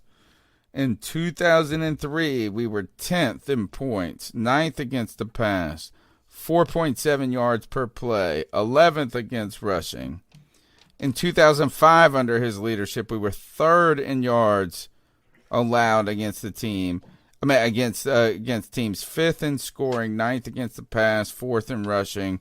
He had 3 winning seasons, like big time, where the defense was very good. In 2008, we were 12th in points, 18th in yards, 16th in the pass, 20th against the run.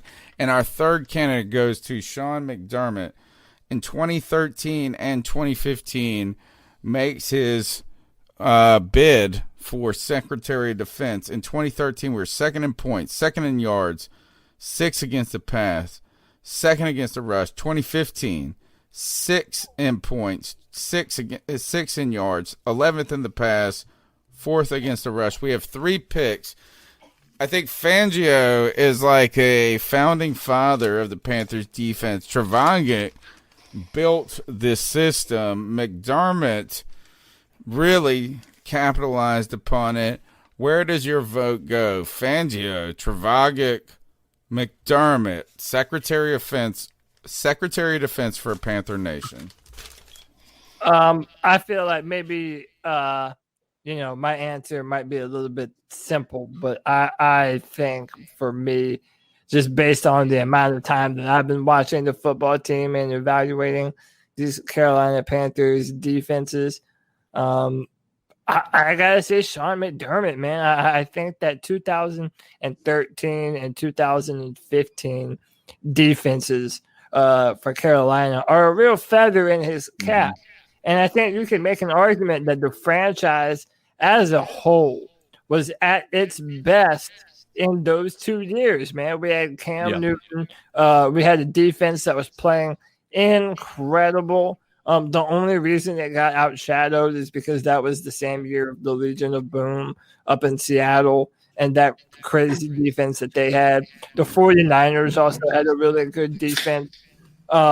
So, seeing what the Panthers were able to do, man, I remember Greg Hardy and Charles Johnson and that young pass rush, man, that was we had studs all over the football field. So, I mean, again, you guys might be able to speak back to that earlier era of Panther defenses, but for me, dude, I'm casting my ballot for McDermott. I've got to do this. Like, so here's the thing, and I'm going to take out recency bias out of the equation here. Like, if you look at just pure statistical, let's take out the Carolina Panthers aspect of it. Even McDermott has gone to Buffalo and given them a top tier defense consistently. When he left the Panthers, what happened? Our defense, even with Luke Kuechly, was horrendous. It didn't like in Sean or Steve Wilkes got a head coaching job because he went from 1 year not blitzing to the next year just having to blitz the entire time. Like, he literally was just blitzing. And so he got a job because he was an aggressive blitzer. That's really why he got the job with the Cardinals. And so when you see what happened to the Panthers when he left, what happened to the Bills when he went up there, by the way, first time they've had a playoff appearance in how many years with him under the reign? And they look like they're making another bid for it. I mean, it's got to be Sean McDermott. Yeah, I have to complete it here and say Sean McDermott as well. Not necessarily a recency bias, but just looking at the stats, especially what you were just telling me, while Trogovac, whatever his name is, had some pretty good stats, and I do remember the defenses being well that year. The stats you lifted off with McDermott were consistently top 3, top 5 for both those phenomenal years. Whereas the other guy, Trogovac, whatever, he wasn't one of the best defenses in the league. It was a good defense, but it wasn't top in almost every category. Whereas when McDermott was in his prime, had the best teams it's arguable. You could make an argument any day of the week that 2013 and 15 we were the best defense in the league. You know, if it wasn't for 2013, my vote goes to Travag, whatever. Like, this is actually the defense that people celebrate the most for the Carolina Panthers, which the 2015 defense was not one of our best defenses. I think that the 2013 defense is one of the best defenses in the history of football. And if the Seattle Seahawks hadn't have been just a yard or two more than better than us, we would have been the second to the 85 Bears. I'm going to let you guys are going to win the vote. But, man, I like those defenses from 2003 to 2008. McDermott was good. It was good, but we only got 2 years out of it. And I'm not saying, he underperformed. I think you guys are casting the right vote. All right, next election night. Best offensive player in Panther history. You have 2 candidates up here. Smitty, Steve Smith, or Cam Newton. Now, we can argue that there's some other players, I guess. I don't think there's an argument. I think this is the deciding vote right here. I'm going to cast my vote first. And I've decided to go. I'm casting my vote for Smitty. Okay. For Smitty over Cam. Yeah, I am. Yeah. And I wish, you know what? If you would have asked me this 2 years ago, I would have cast my vote the other way. But kind of the ungracious or unceremonious decline of Cam Newton's career, Smitty playing ultimately the large amount of his career with the Carolina Panthers and then finding success after the cut, the blood and guts, this and that. I always say this is thank you, Cam, for taking Smitty off the shelf. Steve Smith was on the shelf like a hobbled old receiver that nobody cared about, and Cam Newton came in and Steve Smith is back to being number one. He's my vote right now. Yeah. Triple crown. I understand Cam is the NFL MVP. If Cam would have not played this year, I may have voted for Cam Newton. You want to know why I'm voting for Smitty? Is I'm taking out, like, obviously if you're talking about most important player in franchise history, it's going to be Cam Newton, right? But if you're talking about best offensive player in Carolina Panther history, I'm looking at this from a purely objective standpoint. Steve Smith is, what would you say, at least, I mean, I know he's high up in the ranks as far as total yardage, but would you say he's one of the best receivers in the top 10 of the NFL, history in the NFL? Yeah, I think there's an argument for that. Like, look up the stats, but I think so. And on a team that didn't have a quarterback for 3 years. Well, you can make that same argument for Cam for his tenure here, but I was going to say, I mean, he had Cam Newton. I don't think you could really put him in the top 10 of. He had the triple crown, dude. Smitty had a triple crown. He led in yards, receptions, and touchdowns, and he was only 5'8". Yeah, 5'9". But I was just going to say, I'm just looking at it from purely, in history of the NFL. Steve Smith was one of the best in the history in the NFL at his position. Cam Newton is high up there, but he's not top 10. And I don't think there's an argument that can be made that he was a top 10 quarterback in the history in the NFL. Cam Newton is the answer to this question, and it's not even close to me. Steve Smith didn't do half of what Cam Newton had to do for this football team and how he had to elevate literally everyone around him and then got all the blame when things didn't go his way. I think everyone's too ready to write off Cam Newton. I think that Steve Smith was an incredible football player, but I think that he still had some gas left in the tank. And I still think Cam does too. I think Cam Newton brought this team to a Super Bowl on the back of an MVP season. And again, like if we're picking, I think that no one has ever put the Carolina Panthers on the stage that Cam Newton has. And I think it's not even close. I'm casting my vote for Ace Boogie, baby. Come on. I think it's almost an unfair question to a certain extent because it's kind of hard to compare just a quarterback to a wide receiver because like the MVP, right? Like the MVP right. of the NFL, 9 times out of 10 goes to a quarterback, right? Exactly. You're not going to win wide receiver MVP as a wide receiver. I mean, you're probably not going to win. Well, once, okay, but how many years has the NFL been around? Could be given the MVP around. That's what I'm saying. It should and the thing is too is Cam Newton had much more opportunity to affect games than Steve Smith did. But when it comes down to it, if you're just talking about strictly best athlete for their position, I'd have to say Steve Smith was a better wide receiver than Cam Newton was a quarterback. Even though I love Cam Newton as a quarterback, Steve Smith's number 8 all time in yards. Yeah, but that's not the wide receivers. Well, that means at his position, what he does, he performed better than Cam. But Cam's not going to finish top 8 in anything in his career. If the question is going to be based that way, this is no knock on Tony. If the question is going to be based who's the best offensive player, you've got to level the playing field, right? Mm-hmm. You can't. If that was the case, Greg talking about that is he a top 10 quarterback versus a top 10 receiver in the history? I kind of like that analogy because you can't compare an apple to an orange. Right. Yeah, I mean, obviously, if you're talking about most important, and that's what I said, if you're talking about the most important player in the Panthers' history, Cam Newton, 110%, right? But if you're talking about the most superstar, the best, all these other things, the best offensive player, like to level the playing field, if those are the two options, you've got to look at it from that objection. Like if you're talking about if you had a pick of 10 wide receivers and 10 quarterbacks, Steve Smith is going to be on that 10 wide receiver. Cam Newton is not going to be on that 10 quarterbacks. Mm-hmm. And I know that might be objective, but in my opinion, if you look at it, Tom Brady in his prime, Peyton Manning in his prime, Joe Montana, we can go all the way down, and there are a lot of great quarterbacks, and I don't think that we should. How about this? We should almost ask the question: is which one of those guys is more underrated? Mm-hmm. Well, because Steve Smith will not be on the list of top 10 because people don't think about him that way. Yeah. Well, all right. So I want to put out there real quick, Tony, is Steve Smith did it with no matter who was throwing to him. Cam Newton, that's not true. That's not true because he didn't do it with Clausen. He didn't do it like he could.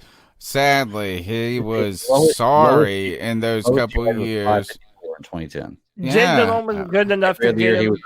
Right at it. Jake Delhomme was the best. I was about to ask you who's the best quarterback in Panthers history. No, Cam Newton. All right, here's the next one. All right, we are voting now for Minister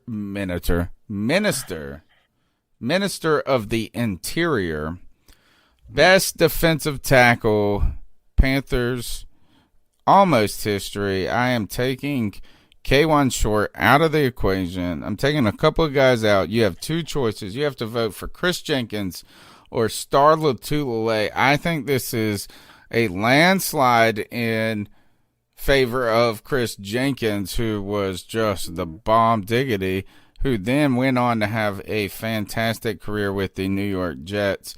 It's kind of an unfair question to me, but I was going back and I was trying to think of best defensive tackles. And we're talking Jenkins, Starr, and KK are among that bunch. Cast your vote. Let's move along. I'll cast my vote for Starr, even though I think. Oh, that's because you're a baby, you're a child. No, Chris Jenkins was the fucking giant. Chris Jenkins was flashier and was better at rushing the quarterback, but I think Starr was more important to those defenses that he was a part of, and that's so much of our ability to let Luke Kuechly and Thomas Davis play fast came through Star Lotulelei and what he did on that defensive line. And again, like flashy, numbers, you go Jenkins. But I think Starr is like one of those unsung heroes. Better NFL player, you go Jenkins. All right. He votes Starr, I vote Jenkins. Who you guys got? I got Jenkins. Yeah, I mean he single-handedly beat the Bucks that year. And all right, who you got, Greg? Yeah, I'm just comparing their stats right now. I got to go Jenkins too. Jenkins like Hall of Famer. All right, I had more images, but now we can't go images. I do want to ask you this. All right, I have more questions too, but we're going to cut it short a little bit. How about this? Better Super Bowl, 2003 or 2015? 2003. Cast your vote. Don't even have to. It's a sweep. It's a sweep. It's a sweep. It looks like Reagan against Carter right now. Yeah, dude, at least we were in that one. Like that one was competitive. We should. Well, we were in the 2015 one. We were in that. We weren't even in that. We made a great comeback. It was one of the most. It was the 2003 is one of the top Super Bowls of history. And to be honest, if we've had good Super Bowls since 2003, but the narrative back in 2003 was that Super Bowls were kind of bum games. That like they weren't that exciting. It was just like sometimes they would be like 6-3, 9, whatever. And then this was one of the most exciting NFL Super Bowls. And maybe it's because I was a Panther fan, but I agree with you guys. A sweep for that. One last thing to say on that, and then we'll move on, is that was considered one of the best Super Bowls. The 2015 was considered one of the worst. Yeah. Wow. And plus, I would not agree. It's just because people don't like defense. That's why. And how about how it's so much more embarrassing? Like, it's not embarrassing to lose to an in his prime Tom Brady. We lost to the corpse of Peyton Manning. Tom Brady wasn't in his prime. He was a baby. He just came off the bench then, bro. He hadn't even played one season yet. You know what irritates that was me his about- second? But that was his first or second Super Bowl? That was his second Super Bowl. Yeah, he was already a Super Bowl winning quarterback. That was yeah, but he was a Super Bowl winning quarterback his first year with like 120 yards. And he didn't win that first Super Bowl. But look at what he would go on to do, man. We're talking about a young Tom Brady versus the corpse of Peyton. You know what pisses me off about that Super Bowl, or not so much that Super Bowl, is when everybody talks about on different radio shows and everything about Tom Brady and the ones he could have lost. They never bring that one up. Never, ever, ever bring the Carolina one up. They bring up he couldn't lose it. As soon as we gave him the ball, we knew it was over. Well, thanks to John Chasey. All right, how about this? Best playoff game, Panther history. Ooh. I gotta say, all right, I'm gonna give you two choices, and you can have a write-in.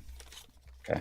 The best playoff game, 2003, the upset, the comeback over the Rams, or the NFC Championship against the Arizona Cardinals in 2015.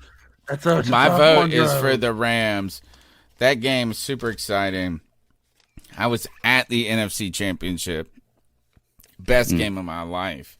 Like, it was just best sporting experience of my life. My vote goes to the comeback, the Cardiac Cats on the road in St. Louis, taking over, against what was it, what they used to call them? The fastest show on turf, greatest show on turf. Yeah. All right, cast your vote real quick. That's such a hard one, because I think I was so excited after the Arizona one, but it wasn't an exciting game. We just destroyed them. Right, it was not even it was exciting if you were there. It was exciting, if you were there. But from a purely like the best game from start to beginning, it's got to be that Rams. I mean, double overtime, and then have it to be that one play that will always go down in history as one of the greatest plays in Panthers history. I mean, come on now. All right, cast your vote, guys. We gotta go quick. I gotta go. I should have been gone an hour ago. I got two more I gotta ask too. By the way, they have to be asked. Okay, great. Go ahead. Okay, I'll go ahead. I was thinking about it. Yeah, I had to say that Rams game too, 2003. I could bring up another honorable mention at 2003 against the Eagles. That game that they played, I think it was the game before that, where Manning had 3 interceptions. That was a great game to watch too. But yeah, the two you gave me, I got to pick that Rams game. 2003. I'm picking the Cardinals, man. That was the pinnacle of Panther fandom for me. That was the crescendo of that incredible season. Watching us go to a Super Bowl with Super Cam to me, that's the highest I've ever Hard to been get, as a yeah. Panthers fan. So I can't. I know I the don't blame you. Rams play was legendary, but I can't put anything. Well, above and that. that's the thing. You didn't experience it as a Panthers fan at that point in Right. time. So you're to be forgiven for that. That's 100%. I can't disagree with your pick there. How about this? Next question. Best defensive player in Panther history. There's a lot of good players to talk about, from Thomas Davis to Mike Minter to Sam Mills, but I've narrowed it down what I believe are the two most important, the best of their positions. Julius Peppers and Luke Kuechly. My vote goes to Julius Peppers on the qualification that we take in the entirety of his career. Not just his time with the Panthers. And I'm not even trying to limit Luke Kuechly because his career was shortened. I'm just saying if you just look at Pepper's career as a Panther, it's part of it. He had a whole half another career. Greatest defensive player for the Panthers is my vote. But qualification, I think I might have a caveat and say Luke Kuechly, greatest defensive Panther. Luke Kuechly was the greatest defensive Panther because he was only a Panther. And again, man, like it goes back to this thing, like Julius Peppers did a ton for us, and defensive end is incredibly important. Peppers gets a gold jacket, man. Luke Kuechly doesn't. Dude, I don't think that Julius Peppers did more. And listen, he's okay, third in all-time sacks. All-time sacks. All-time sacks. Third in the history of football. No one is shitting on that.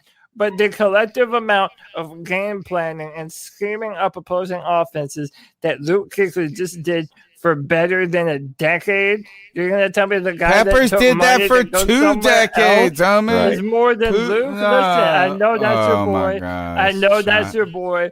You that's your guy since forever. I know. But dude, I'm rocking with 59, bro. Wrong. This is bad. I voted the other way. I'm voting for Peppers. Yeah. I got to go with Peppers too. He's probably my favorite athlete there's ever. To be honest with that, I'm with you, bro. He's probably my favorite athlete ever, man. Awesome guy, and it's a longevity thing. I think had Luke played 6-7 more years or played, finished a longer career, it would have been him hands down. I think that he would have surpassed what Julius. Sure. So would Bo Jackson if he would have played a billion years, right? Yeah. So for Luke, it's not a matter of him being bad. It's just a matter of, Peppers did it twice as long as him, and up until he retired, Peppers was still a dominant force. All right. Not well.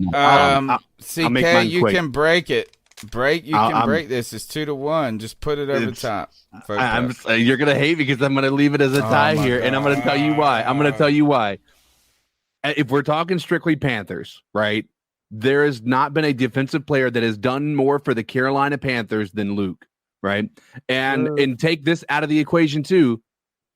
Pep chose to leave Carolina. We wanted him. He chose to leave us. For a long time until he was on the back end of his career and he could get this nice welcome home. Pep chose to go away from Carolina. He did not want us. So I think that's fair to put that into the category. Luke put his entire career here, granted short as it may be. If you look at it if we're talking about who's the greatest player to ever wear a Panthers uniform, then certainly take in the longevity of Pep's career and then go about it that way. But right now, the best Panthers defensive player we've ever had, Luke Kuechly. It's a very fair argument. I mean, you're not wrong. It's just a different way. All right. Okay. Next question. Better linebacker group. All right. The better line there's 3 of them. Well, I'm going to leave. God, I can't do this right. How about this? Thomas Davis and John Beeson together, or Dan Morgan and Will Witherspoon. I'll take this one. John Beeson and Thomas Davis together in their prime, because John Beeson, when he played with us before we got rid of him, when he was the top, when he was not hurt, he was better than Thomas Davis, bro. He was so sick. You want to know why I don't like that argument? Because John Beeson and Thomas Davis wasn't the Thomas Davis we recognized as being the great linebacker. That's a good point. So you can't we think of Thomas Davis as when he was with Luke. Like when Thomas Davis was with John, it was not Thomas Davis that you guys remember from the years of Luke. That's true. Oh, 10 said Pep played 9 years, Luke played 8. That's for the Panthers only, though. Right, that's the question. But we're not. But that's not what the question was. Is greatest defensive player. On the I think you have Panthers. to. I think you have to take into account other parts of their career. Luke has never played for anyone else, and the only reason Pep did Well, was that's because he he retired, dude. How do you know next season, after this season, he wasn't going to say screw it, I'm getting out to it, or David Tepper wouldn't have gotten rid of him because he doesn't. Right, but I'm saying you can't say that Julius Peppers is a better Panther all-time defensive player than Luke when Luke was only a Panther and Greg Hardy chose to leave. You can't give him credit for what he did in Chicago and Green Bay. Last one, I could ask these all night. I got a bunch of them, and I'm not going to ask anymore, but I was going to say yeah, this. you did this. Don't bitch at me. You did this. That's right. Best third Panthers receiver. Third? I got the Would options. that be Ricky Pro or Curtis Samuel? And it's Ricky Pro, bitches. It ain't even close. Oh, yeah. In the stream.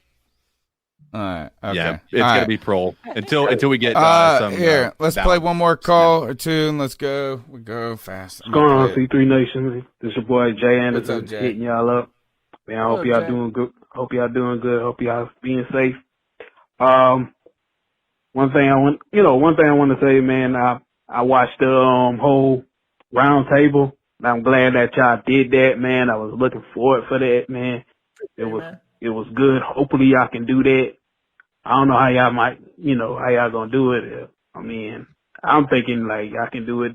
The next one to be the end of the season, then do the draft roundtable, then do the before That's kind of the plan. training I camp. think that's a and great stuff idea. Like that. However y'all want to do it, but I enjoyed it. It was good to see that all the YouTubers, we need that in Panther Nation. We need that. We need our content to be bigger and stuff like that. So way to go, glad Jay. y'all I did agree. that, man. I enjoyed the show. Appreciate One it. thing I want to another thing I want to get up on is the trade deadline. Everybody, I see a lot of Panther fans upset that the Panthers ain't make a move.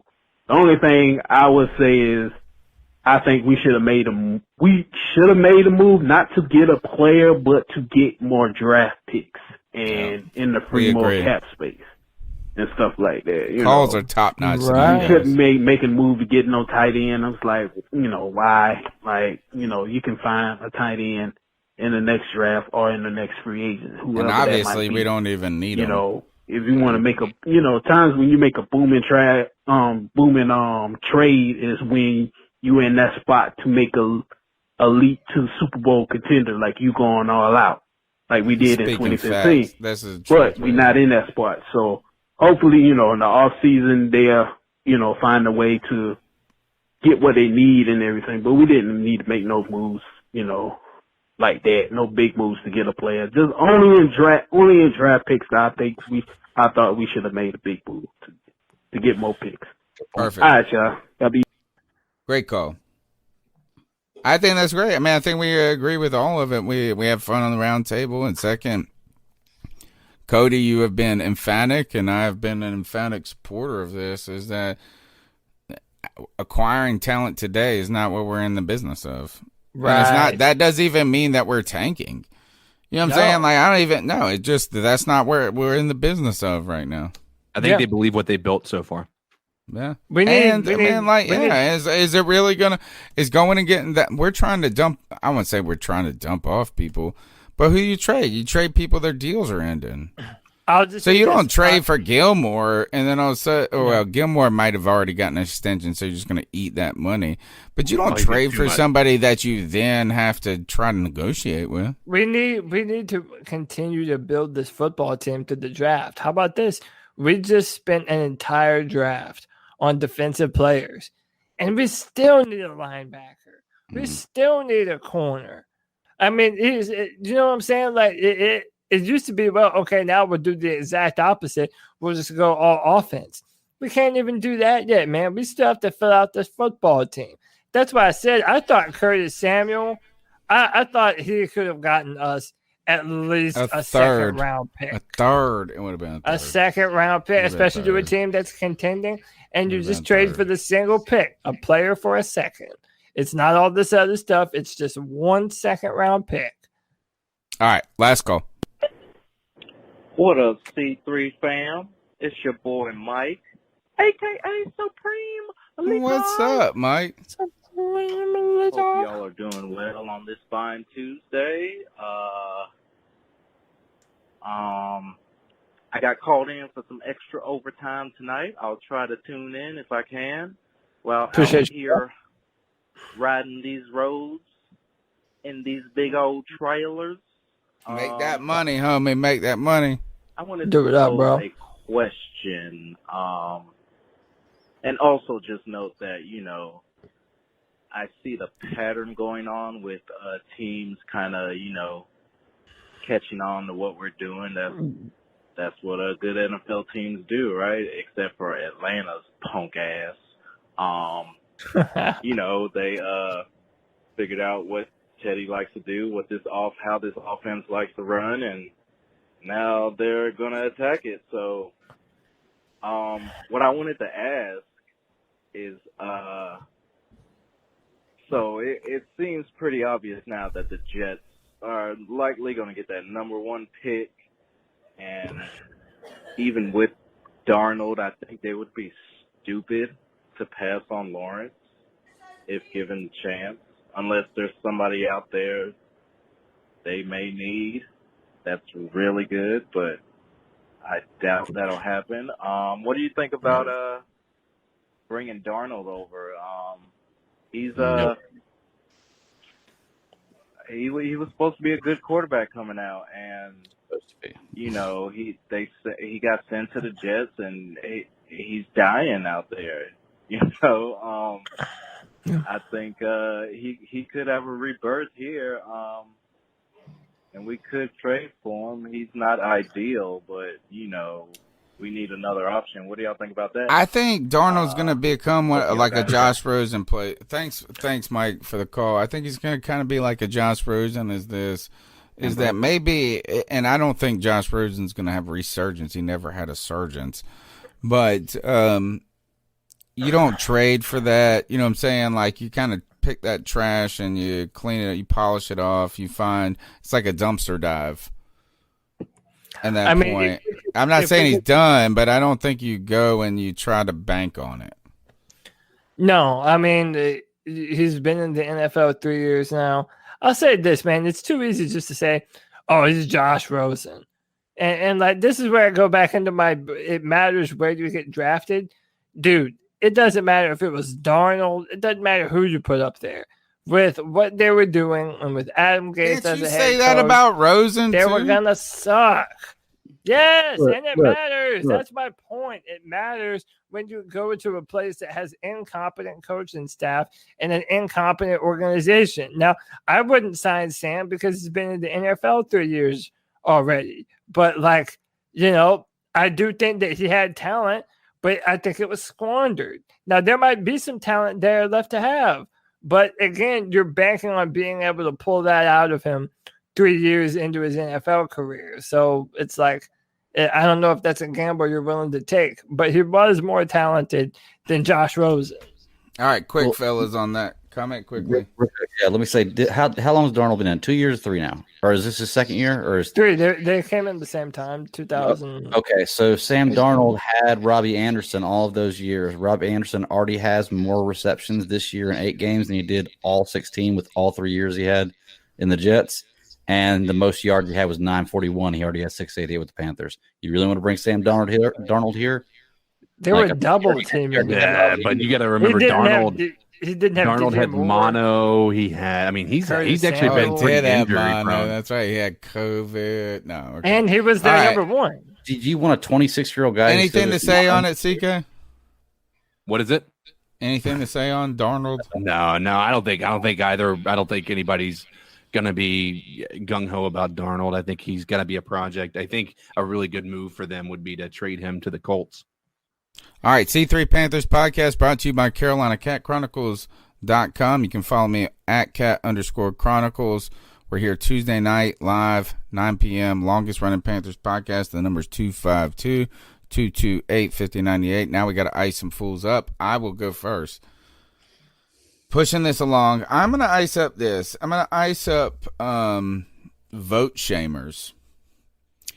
And what I mean by a vote shamer is someone who stands up and says, if you didn't vote, I don't respect you.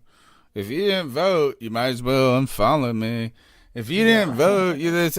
And look, is that I want to encourage people to be part of their own republic. We're a republic. We're not a democracy, but part of the democratic process.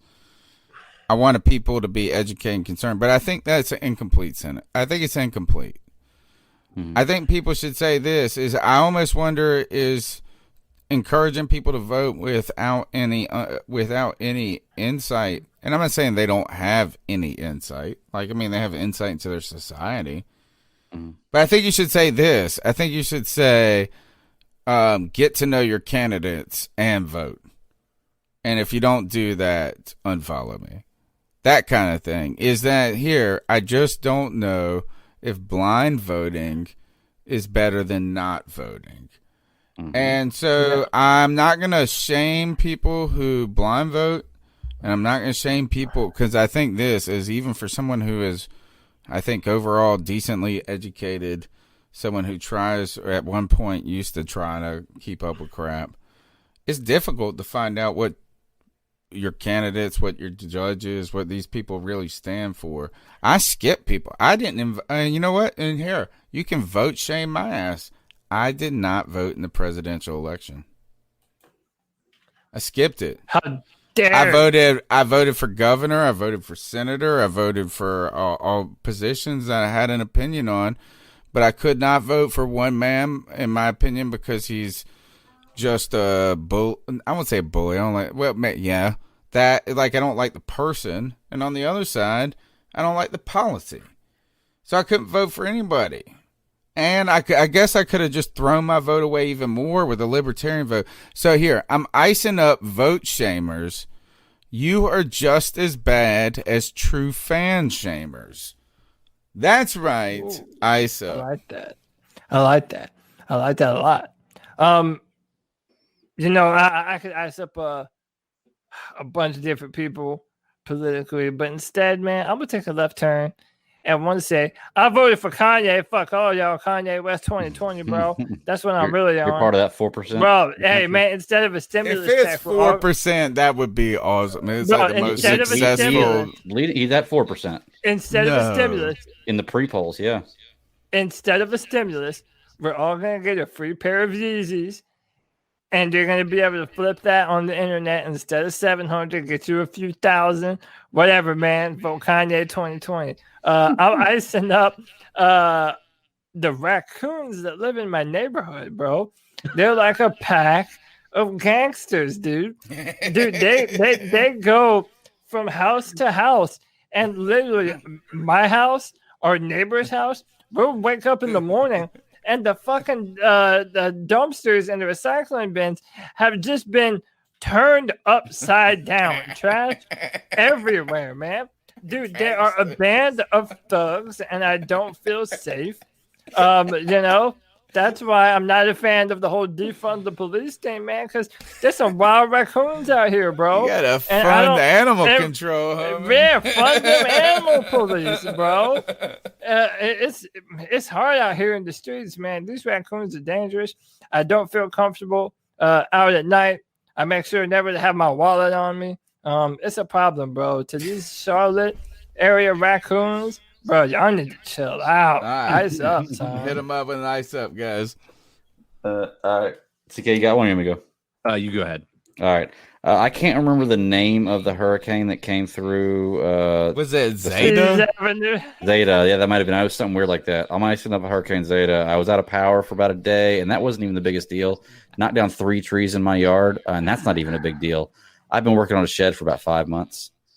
Just got the shingles on, and I'm almost done with the shingles. Just got to build the doors and paint, and I'm done. Guess where a tree fell? On the shed. On my shed. Shut the fuck up. Yeah. Luckily, it wasn't that big of a tree. It didn't really do a whole lot of damage. I can repair it pretty easily. But yeah, for that hurricane, I'm icing you up. A lot of people that are in the city were out of power for days and days and days. Luckily, it was only one for me. But yeah, you had to drop a tree on my damn shed. By the way, Blake Better said Thieves Avenue in response to my That's good. CK, what you got? It's going to be along the lines of the voting as well, because I think that and I'll ice up my wife even, in this regard. My wife was asking me who I'm voting for, and I told her I'm going Libertarian because I couldn't, that was the only person I was looking at that I honestly could say I could stand seeing in office, right? After doing research and everything we all want to try to do, that was and she basically told me I was throwing my vote away, right? There was no point. You might as well vote for Trump. And then I said, but here's the problem, right? I'm taking a stand that I feel, pretty strongly about. I don't like Trump, granted, I do typically tend to lean that direction of conservative. Don't like him. He's too divisive. He does not unite the country. Biden, I don't like the fact that I'm not sure he's actually capable of thinking very deeply at this point in time. It's like a pawn or puppet we're worried about. He doesn't. Now. He feels empty. Like there's worries we have. Yeah, there's concerns. Everyone is basically voting for Kamala Harris. Yeah, that's really the situation, and that's another divisive pick, right? That's very divisive. She was good in all those Senate hearings, though. She was good, but I don't feel like they've been good in policy. But anyway. But nonetheless, to tell some, like, if you are strictly voting because you consider yourself Republican or you consider yourself a Democrat and you have no other reason than doing it. If you're a Christian person, right? That's what my wife's argument was. Donald Trump passes Christian values, right? He's trying to get prayers back in school, all this stuff. I'm like, have you met the guy? Do you really believe this guy cares? Actually, about do religion? not let your wife is all right looking. Do not let her around Donald. No. Then that's what I said. Let's be honest. He was in a reality show because he was not a good person. Because he is an asshole. Does he seem like a forgiving Christian person? Them by the pussy, yo. Yeah. Let's be honest about some stuff. So I got frustrated with that, and I had to basically have a conversation with her and my sister-in-law, who were both trying to shame me into voting for Donald Trump, because if I vote anything else, I'm just voting for Biden. I'm like, if everybody thinks that way, you're absolutely right. 100%. You're always going to be right. If you only have the option of the two-party system, then that's going to be the case. The problem is this country was never meant to be a two-party system democracy. It was always intended to be multi-party, because that is the only way you actually get your voice. There is no possible way that every view you have is on one person's radar. They cannot hold every view you have. It's just not possible.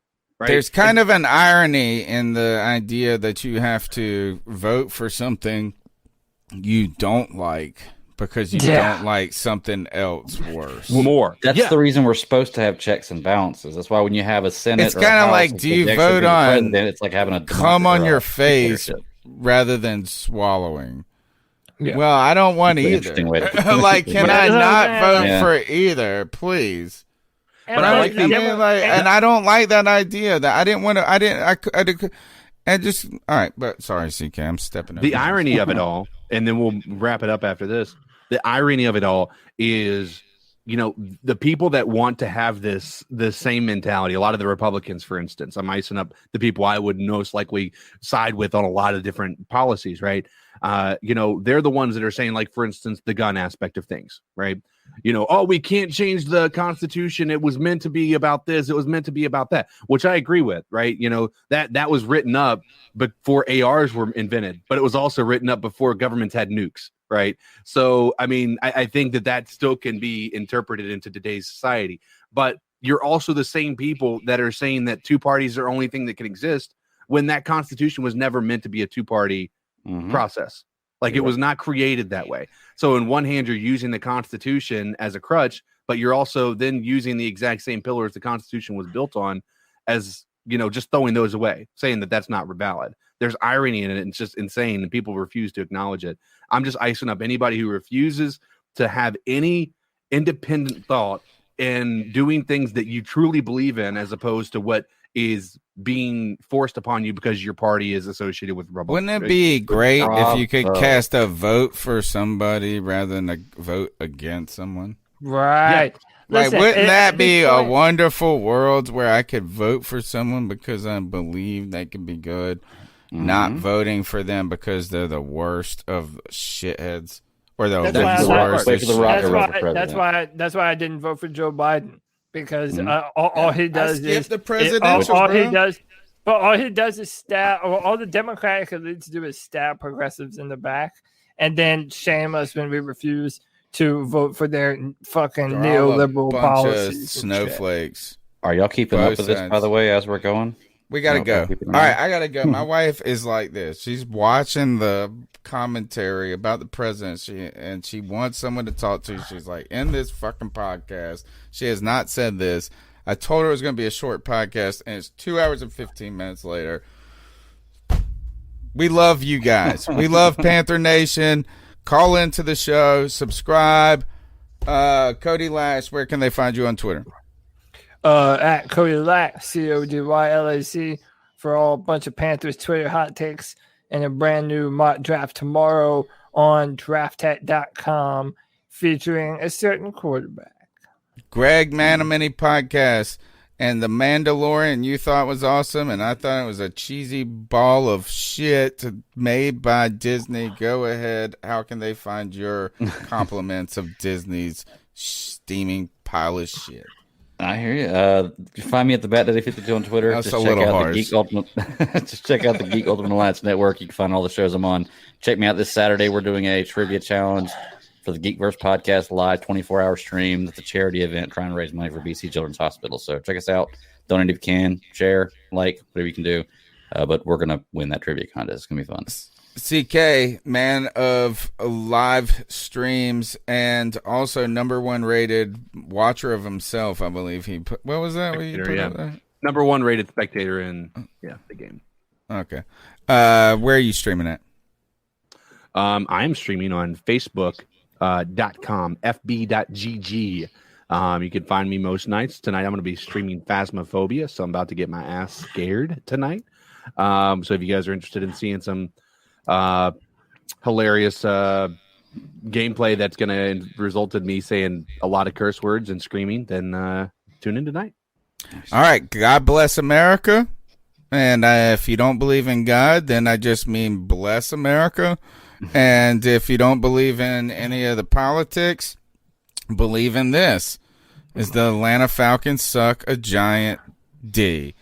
We'll see you next Tuesday, folks. Keep pounding. Keep pounding. Looking for a fun way to win up to 25 times your money this basketball season? Test your skills on Prize Picks, the most exciting way to play daily fantasy sports. Just select 2 or more players, pick more or less on their projected stats, and place your entry. You could turn $10 into $250. Right now, Prize Picks will match your first deposit up to $100. Just visit prizepicks.com/fan and use code FAN. That's code FAN at prizepicks.com/fan. Must be present in certain states. Visit prizepicks.com for restrictions and details.